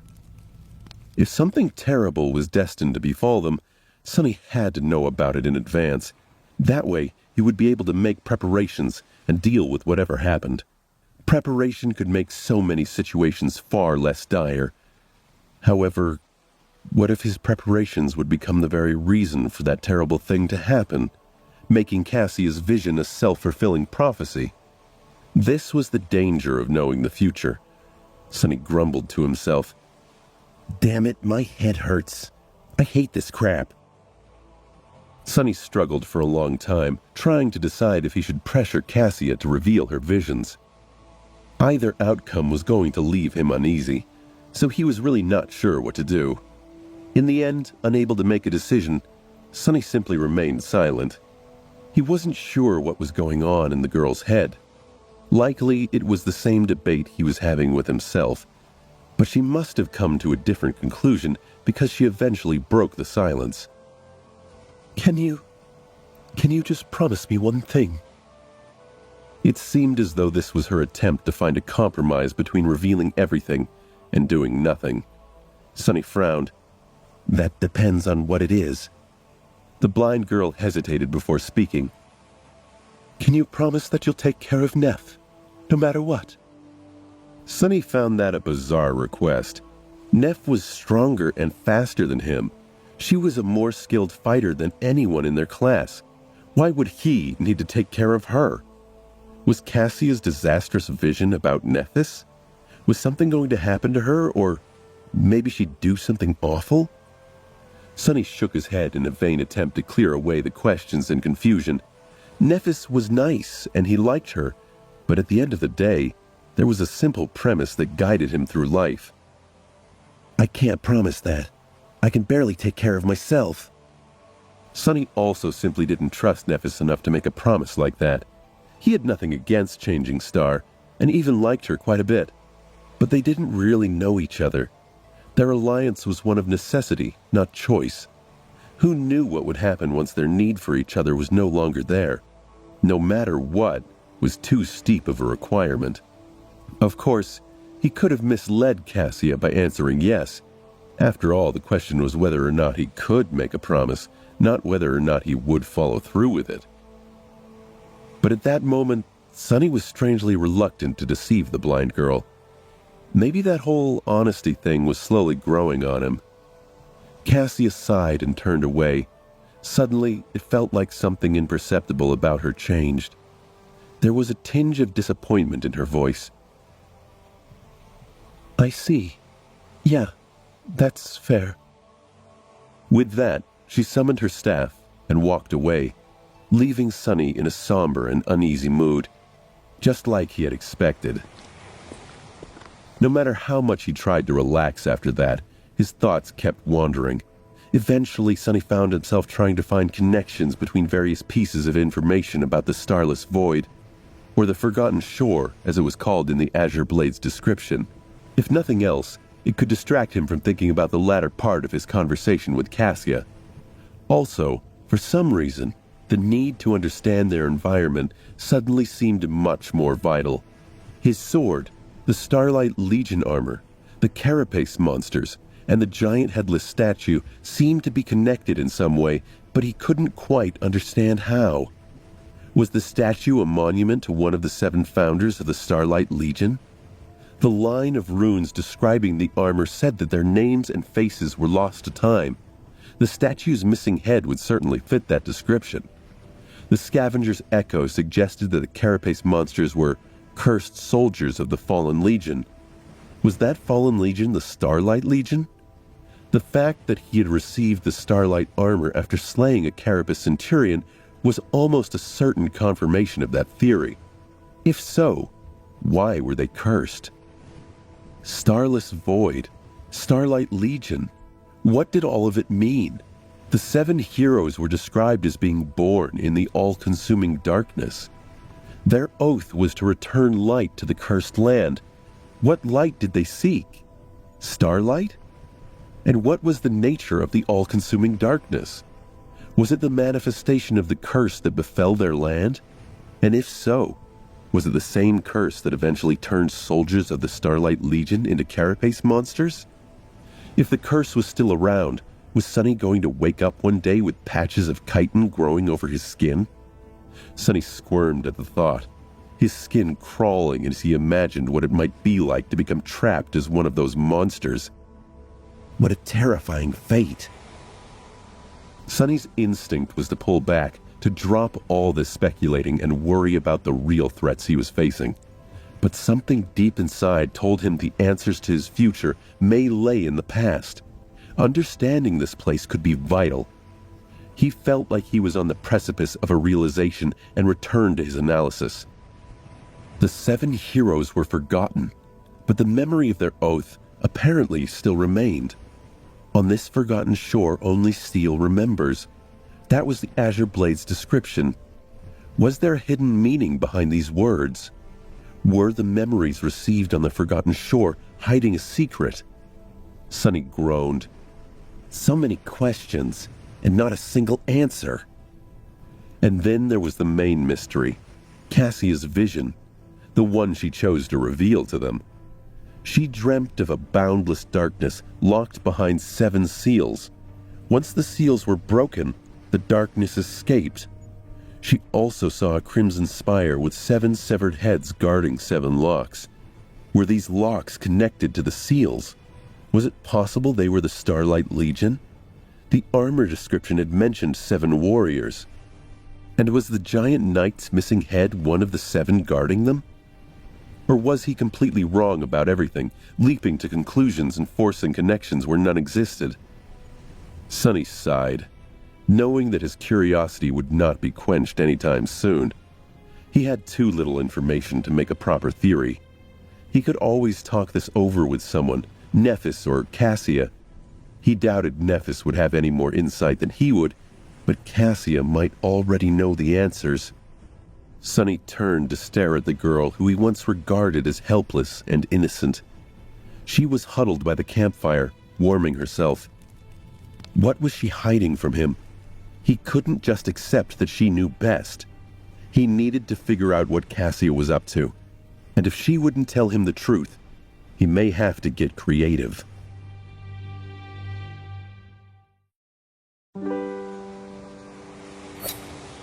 In the evening, Sunny continued to practice with the sword under Nephis's watchful eye. With his new insight, every movement felt different from before. After the 1,000 strikes were finished, he sat down to rest and studied the azure blade, tempted to continue obsessing over the abundant mysteries of the forgotten shore.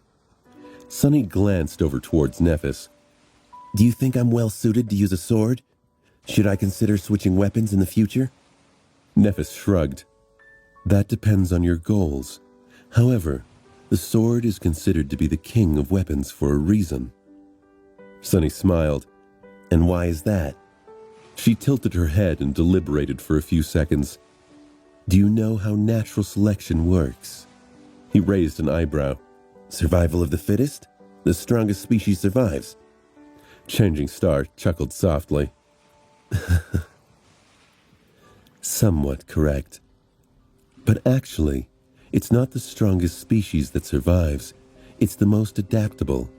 Otherwise, lions and tigers and bears would have been the ones ruling the world, instead of humans."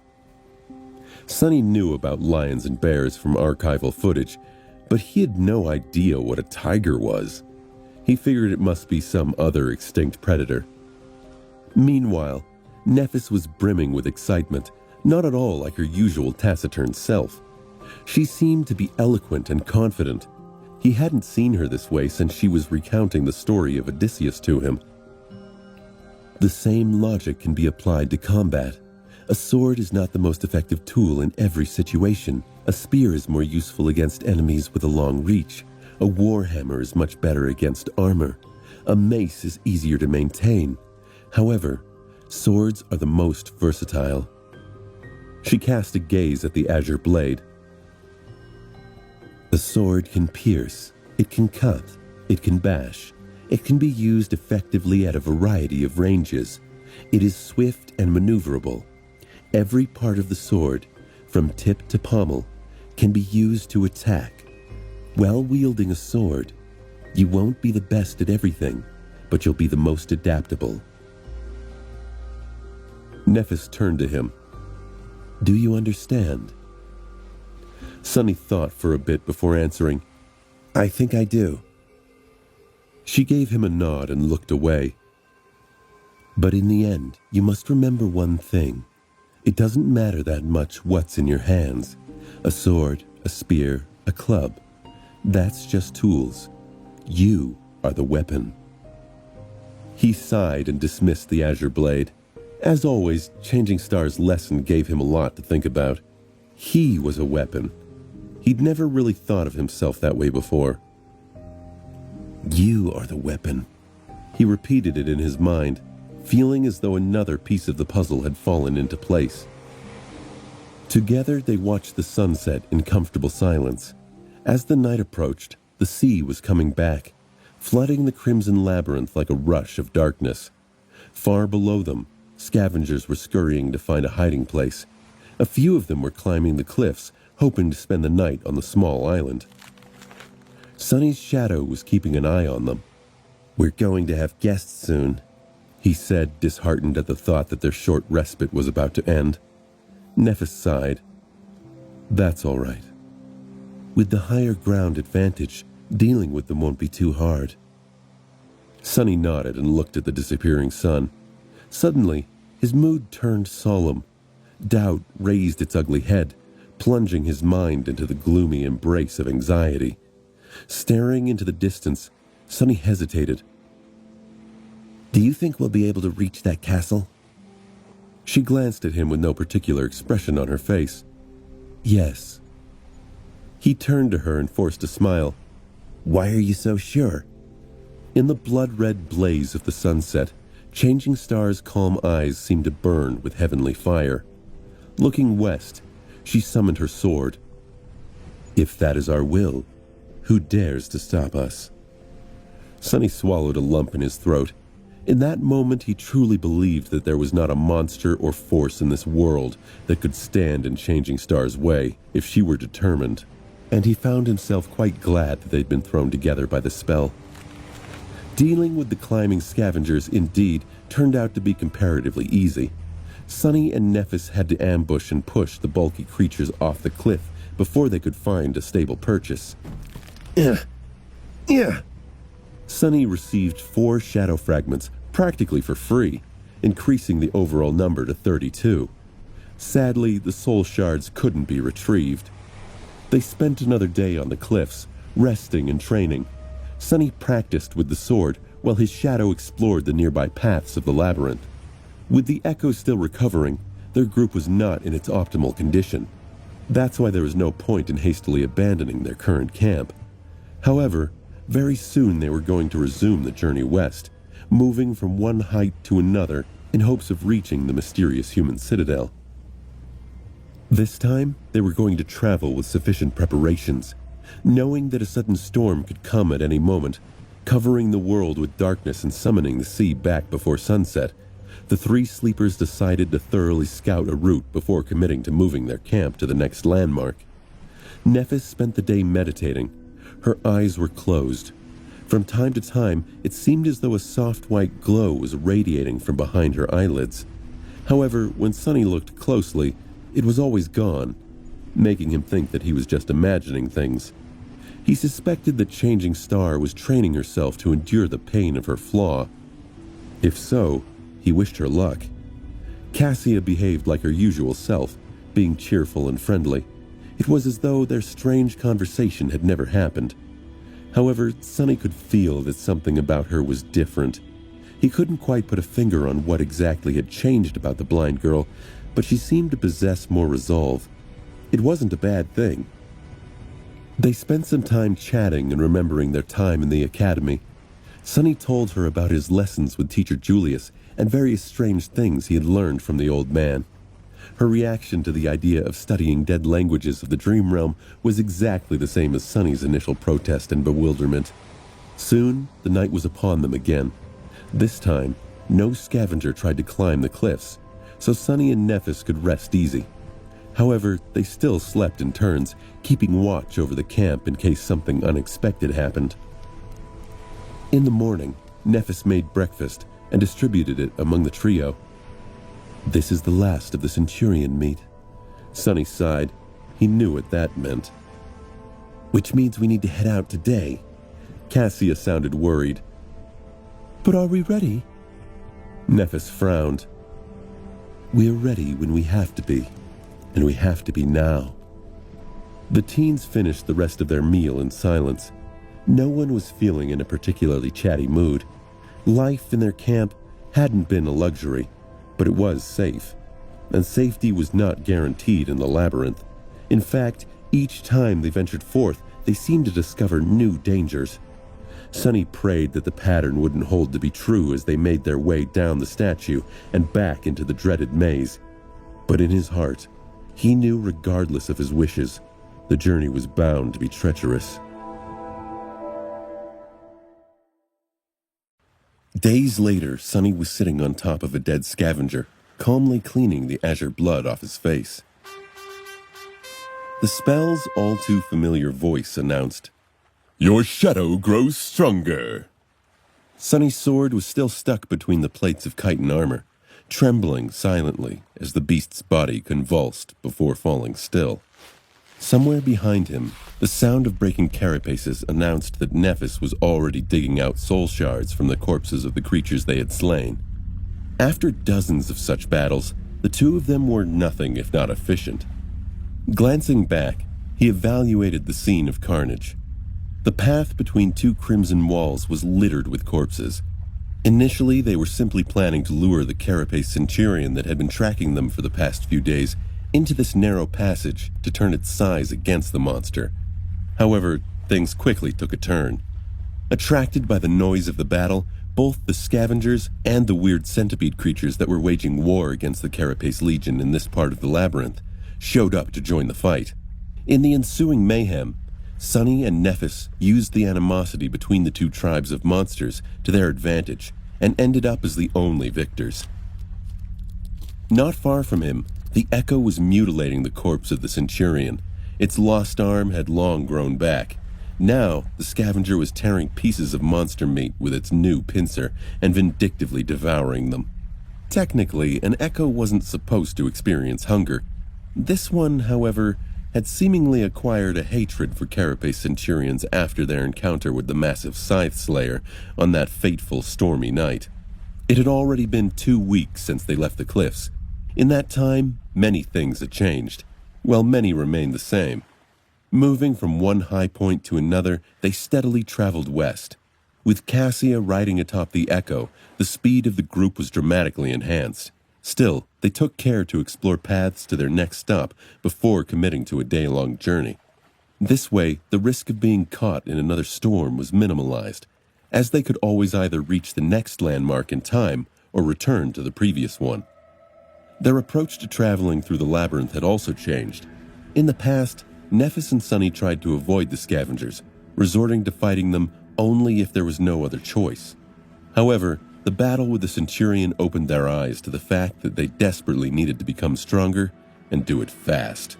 That's why they began to actively hunt the Carapace beasts, taking out any creatures that were either completely isolated or moving in groups of 3 or fewer.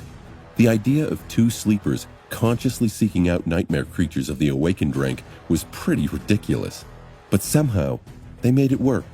Just as Nephis had said, both of them were abnormal.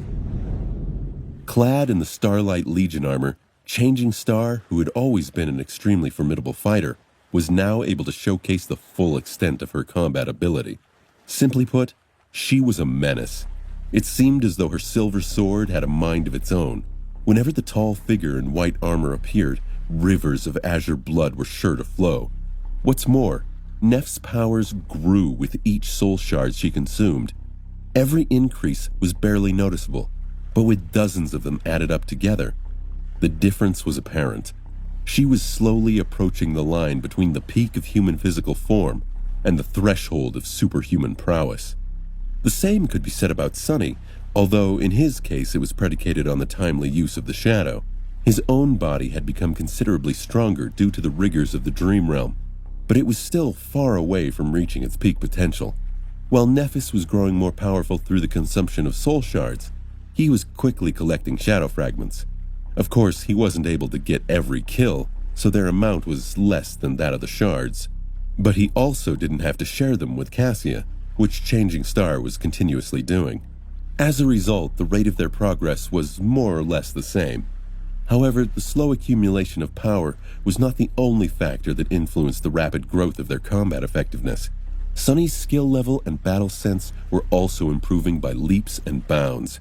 Under the tutelage of sword goddess Nephis herself, he was quickly learning the ins and outs of wielding the blade. Then he was forced to apply these lessons to practice, participating in bloody battles each day with his life on the line. This brutal, merciless reality was, for better or worse, the best training grounds for a true fighter. There was no room for mistakes, only progress, because a single mistake would most likely become his last. One real fight was worth 1,000 hours of training. With experience, Sunny was able to gain knowledge. With clarity, he was able to turn this knowledge into a seed of understanding. But even that wasn't the biggest contributor to the dramatic increase in the group's overall might. The main culprit was, to his endless surprise, teamwork. After fighting side by side for so long, Sunny and Nephis had developed a tacit, intuitive understanding. Without the need for words and signals, they were able to act in unison with each other, perfectly coordinating their attacks and actions to better control the battlefield and destroy their opponents. The importance of this unity was hard to overestimate. With proper cooperation, it was as though their numbers doubled. The effect was immediate and overwhelming, at least as long as they chose their battles carefully. It was nothing short of jolly.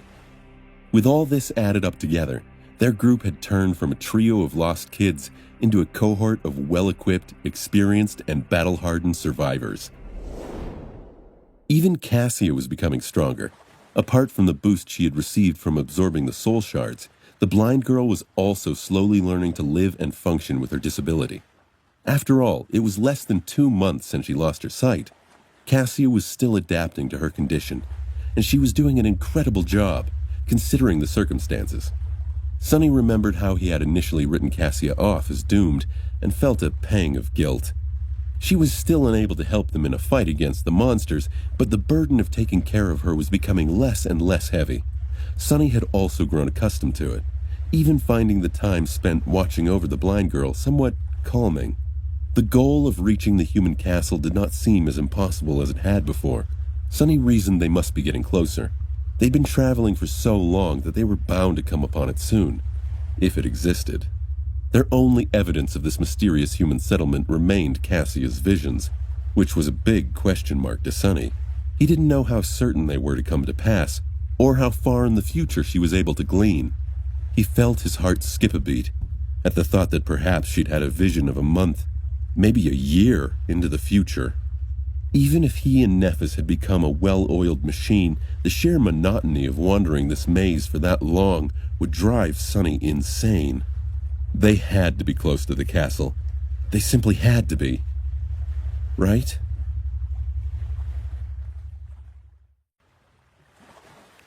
Jumping off the dead scavenger, Sonny retrieved his sword. He whistled, letting Cassia know that it was safe to come out.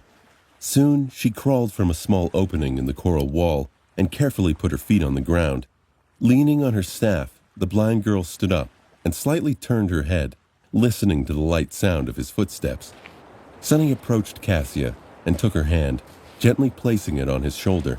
Then, carefully avoiding puddles of blood, he guided the blind girl to the echo. Did those centipedes show up? Sonny answered without turning back. Yeah, 6 of them. And a few scavengers, too. We let them fight each other and then finished off the survivors.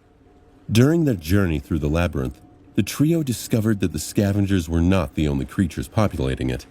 Different types of monsters lived in the Crimson Forest, hiding inside the reefs during the night and coming out to hunt once the sun was up. There were sentient colonies of carnivorous worms that attacked from beneath the black mud, flesh-eating flowers that strangled their prey with blood-sucking vines, and weird, transparent tentacles that they had once seen dragging a desperately resisting scavenger into a dark, cavernous crevice. They still didn't know what type of creature had been hiding in that crevice. Sonny hoped that they would never find out. In short, the labyrinth was home to all kinds of horrors. Every one of them at least the awakened rank.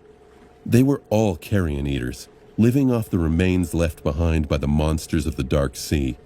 Given the opportunity, they were also more than willing to devour each other, not to mention the 3 juicy humans. Luckily, the Carapace Legion turned out to be extremely territorial and seemed to have the upper hand in this region of the Crimson Reef.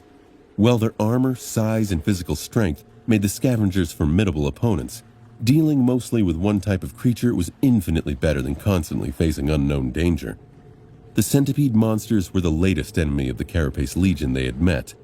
Some of these critters were more than 3 meters long, with glistening red chitin and hundreds of tiny scurrying legs. They were abhorrently fast and agile, being able to move through mud, climb the coral walls, and even drop on unsuspecting victims from above with incredible speed. What's worse, their bodies were able to secrete a corrosive black oil that melted through the strongest armor in seconds. The only redeeming quality of the centipede monsters was that their chitin shells weren't very tough and could be easily pierced by a sword.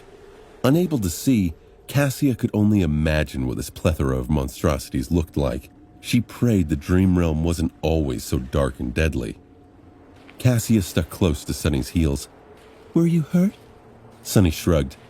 Nothing our armor couldn't handle. Cassia's voice rang out behind him. What about the Centurion? He glanced at the half-devoured carcass and smiled. It's not going to bother us again. This was the second awakened monster he and Nephis had slain after entering the dream realm. Compared to the first encounter, this battle went much smoother. No one died, no one was seriously injured. The Echo even kept both of its pincers. Cassia continued her inquisition. How many soul shards did we get? Sonny counted. Should be 11. Now it was Cassia's turn to smile. That's our biggest haul so far. By a lot. He nodded. Yeah. However, they had once again failed to receive a memory. Sonny wasn't sure if his bad luck was to blame, but neither he nor Nephis had been able to acquire a single one for the past 2 weeks. It was almost as though the spell had decided that they had already gotten enough. But Sonny scoffed at that idea. He and Nephis had been facing incredible odds, and coming out on top time and time again. They deserved a reward. Sonny and Cassia had developed a kind of game during their downtime. Normally, when they were at camp, the two would eagerly speculate about what they'd buy when they got back in the real world. They'd take turns listing more elaborate and bizarre luxuries. It was mostly a joke, but there was true desire and hope behind it.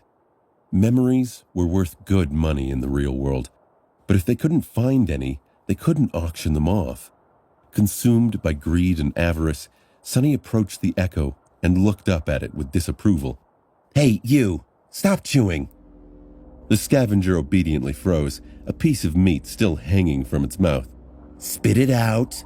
Shaking his head, Sonny helped Cassia climb to her seat and handed her the reins. This weirdo gobbled up almost half of the Centurion. What's up with that? Of all the Echoes in the world, why did I have to get stuck with a defective one? His shadow solemnly nodded, expressing that it completely understood his sentiment. Sonny squinted at it. What a rare show of solidarity. The shadow didn't have any Echoes, though. What defective individual was it stuck with? Sonny rolled his eyes. Cheeky bastard. Cassia laughed. Don't badmouth my steed. He is a great Echo. I like him very much. Sonny pursed his lips together and thought, It's a he now, huh? He shook his head again and dropped it. Instead, he focused on stripping the remaining meat off the Centurion's carcass. Then, he placed the meat into the seaweed saddlebags attached to the scavenger. He had made these bags himself to increase the group's carrying capacity. After all, the scavenger was supposed to be extremely strong. Not using it to their advantage would have been an oversight. After that, Sonny sighed and got to the least pleasant task, harvesting the oil sacs from the centipede monster's corpses. Each had 2 of them, connected to a special gland. The whole process was more disgusting than dangerous, since the corrosive effect was only achieved after the liquids from the 2 sacs were mixed. They had not come up with a way to utilize the centipede oil yet, but Nephis insisted on collecting as much of it as possible. She was sure that it was going to be of use one day. At the very least, the oil was highly flammable. Speaking of Nephis, by the time Sonny was done collecting the sacs, she had already gathered all the soul shards and was standing in front of the Echo. Sonny showed her his trophies and carefully placed them in separate saddlebags. All done? She nodded. Sonny looked at the sky, trying to determine the time. The sun was right above them, high in the gray sky. There was still plenty of daytime left. What do you think? We're right in between the flat hill and the Bone Ridge. Should we return or try to reach the ridge today? The ground level of the labyrinth was not uniform. Some parts of it were situated higher than others. Currently, they are in one such area. The dark sea was much more shallow here, which meant that more natural features remained above the water during the night. That made for a shorter distance between them. Nephis thought for a bit, then said, "Let's push to the Bone Ridge." They had already scouted most of the way to it yesterday, so there wasn't much danger of getting lost in the labyrinth and not making it on time. With the Carapace Centurion dead, the unpredictable element that had been making their lives harder for these past few days was also gone. Considering this, Changing Star's decision seemed proper. Sonny nodded. Okay. With that, he sent his shadow forward. Sometime later, they were approaching the Bone Ridge. The sun was preparing to set, but there was still enough time to get to safety. Sonny, however, felt alarmed and uncomfortable. This feeling began to pursue him soon after they had left the cliffs. It always appeared close to the evening and persisted until the last minutes of the sunset, then disappeared, leaving him puzzled and uneasy. The further west they traveled, the stronger the feeling became. It was as though something was not quite right with the world during that time. But no matter how hard Sonny tried to understand what that wrongness was, he couldn't. In the end, he decided to share his uneasiness with the group. After listening to him, the girls were surprised. It seemed that they did not notice anything strange. Even Cassia, whose affinity to revelations provided her with an incredible intuition, didn't experience the strange feeling. However, she did suggest a theory. Since Sonny was the only one susceptible to the feeling, it was logical to assume that there was something unique about him that made it possible. And the only difference he had from the girls in terms of perception was his shadow sense. This meant that the source of the wrongness, most likely, had something to do with the behavior of shadows. Guided by her advice, Sonny was finally able to understand the reason for his discomfort. As it turns out, Cassie was right. In the hours closest to sunset, when the sun was hanging low in the western skies, a vast shadow moved through the labyrinth, affecting his senses and making his skin crawl. The shadow was too distant and colossal to be seen, but he could still feel its presence. When he told Cassia, she took a deep breath. The normally giddy girl had a very serious expression and looked pale. Sonny was alarmed. What? What is it? Cassia's voice was flat. That is the shadow of the Crimson Spire. Initially, it took Sonny a couple of seconds to realize what Cassia was talking about. Judging from her reaction, this news was grave, but the Crimson Spire meant nothing to him. Then he remembered. The spire from your vision. The one with 7 seals. Cassia nodded. Yes. In my dream, it seemed to be as tall as a mountain. I could even see it from the walls of the human castle, looming in the distance like a crimson spear piercing the skies. When the sun sets, the spire's vast shadow falls over the castle and stretches east, as far as you can see. She paused for a moment for Sonny to process, but before he could ask any questions, she jumped back in. The feeling I got when looking at the Crimson Spire was very similar to what you described, only much more intense. Sonny frowned, trying to remember the exact words Cassia had used to describe her vision. 7 severed heads guarding 7 seals. A dying angel being devoured by hungry shadows. Feeling of extreme terror and loss. What was the deal with that spire exactly? Is it crimson because it's made out of the same stuff as the labyrinth? The crimson coral surrounding them was not in fact coral. It's just what they called it based on some resemblance for the sake of simplicity. The actual nature of the strange material remained a mystery. Cassia hesitated. Maybe it's the other way round. Maybe the labyrinth is made from the same stuff as the spire. In other words, the Crimson Spire might have been the source of all this madness. Still, it was just a theory. There was too little information to confirm it. However, Sonny did feel that the spire was, in one way or another, at the center of all things that they had encountered. He just hoped that it wouldn't be their final destination. Knowing the reason behind his restlessness, Sonny was able to endure it much better. He even found a hidden benefit to this situation. As long as he sensed the shadow of the Crimson Spire, he could pinpoint the direction to the human castle, since it was situated somewhere between their location and the source of the shadow. In a sense, the Crimson Spire had become his inner compass. Neff's voice took Sonny out of his reverie. Get ready. Shaking off the distracting thoughts, he focused on the task at hand. They were getting close to the Bone Ridge. This name came to their minds as soon as they had first laid their eyes on this towering landmark. It was visible from quite a distance, sharply contrasted against the crimson coral and the gray sky in all its ivory splendor. The Bone Ridge was, in fact, made of bone. The skeletal remains of a colossal sea monster lay on an enormous mound of chaotically growing coral. With its arching spine protruding especially high above the ground, it was impossible to say what the terrifying creature had looked like while it was still alive. But one thing was certain.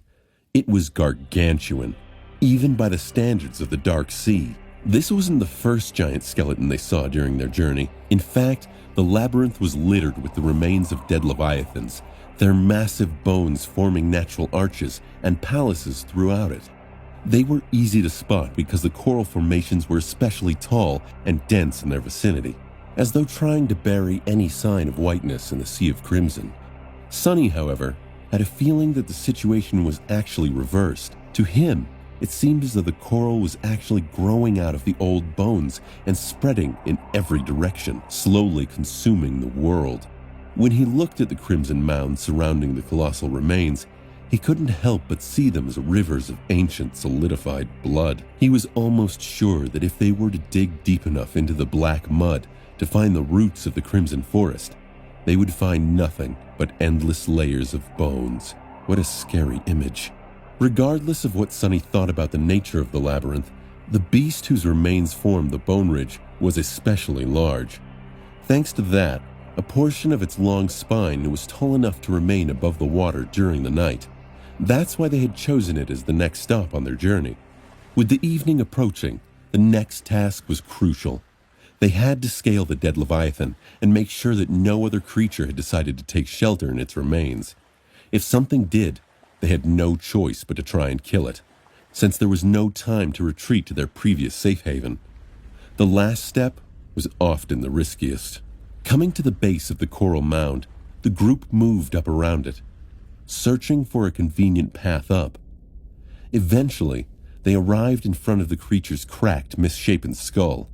With its lower jaw missing or buried under the mud, the upper formed a vast, cavernous cave. Feeling shivers running down his spine, Sonny passed beneath the terrifying palisade of teeth and entered the cave. With his shadow leading the way, they made their way to the back of the creature's skull and soon entered the hollow expanse of its spine. Inside the spine, the bone surface under their feet was as wide as a road. Actually, it looked a lot like a highway running through a long tunnel with stark beams of light falling through the gaps between the massive vertebrae. The tunnel was inclined upward, most of its length hidden behind the bend of the ceiling. When the echo entered the spine, its chitin legs produced a loud, echoing clatter. Nephis grimaced. Any movement? Sonny checked with the shadow and shook his head. Changing Star looked forward and slightly lowered her chin. Let's proceed. Despite the fact that the shadow had not noticed any danger, they still summoned their swords before moving forward. It was not their first time being ambushed at the edge of safety. Luckily, their precautions turned out to be unnecessary. Nothing was hiding inside the gargantuan remains, so they were able to reach the highest point of the spine without having to cut their way through an unknown number of monsters. By the time they got to safety, the sun was already setting. The dark sea was returning, filling the inside of the sea monster's spine with the echoing sound of rushing water. Sonny took the saddlebags off the echo and dismissed it, making their camp instantly feel much roomier. All three of them were in desperate need of a bath. Leaving the girls alone to give them an opportunity to wash themselves, Sonny walked some distance away and sat down, letting his tired body rest. His shadow returned to the lower parts of the spine, watching the black, dim water slowly rise and devour the ivory whiteness. He had to make sure that nothing would crawl out of the water at the last minute. With half of his mind preoccupied with observing the rising tide, the other half was free to wander. Sonny summoned the runes and checked the number of shadow fragments in his possession. The runes read, Shadow fragments, 96 out of 1,000. Not bad. He only had 12 at the beginning of all this.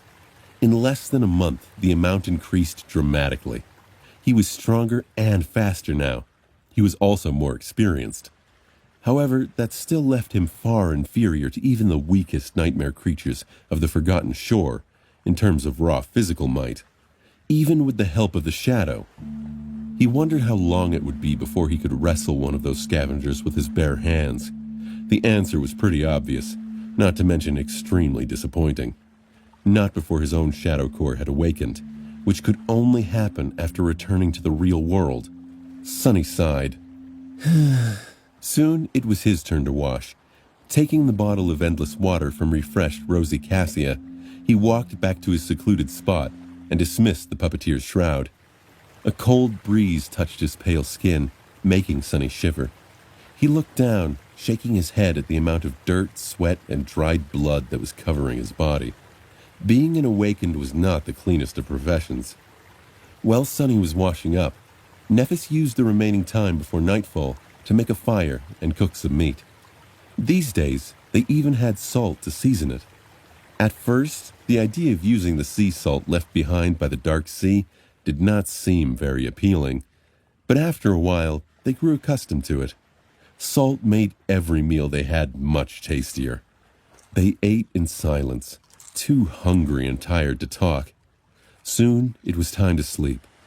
Sonny took the first watch, planning to fit in some sword practice before it was his turn to rest. Going through the motions of the basic kata, he split his mind in two. One part was concentrating on the movements of his body, while the other, smaller part, was observing the surface of the black water through his shadow.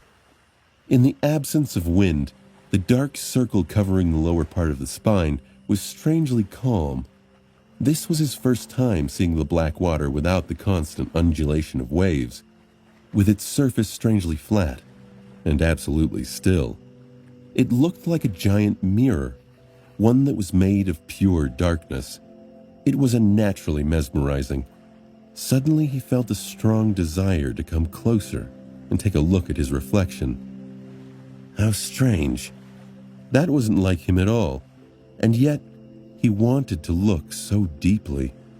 He wanted to peer over the edge and see himself. He forced his muscles to stay still despite their needs, their desires.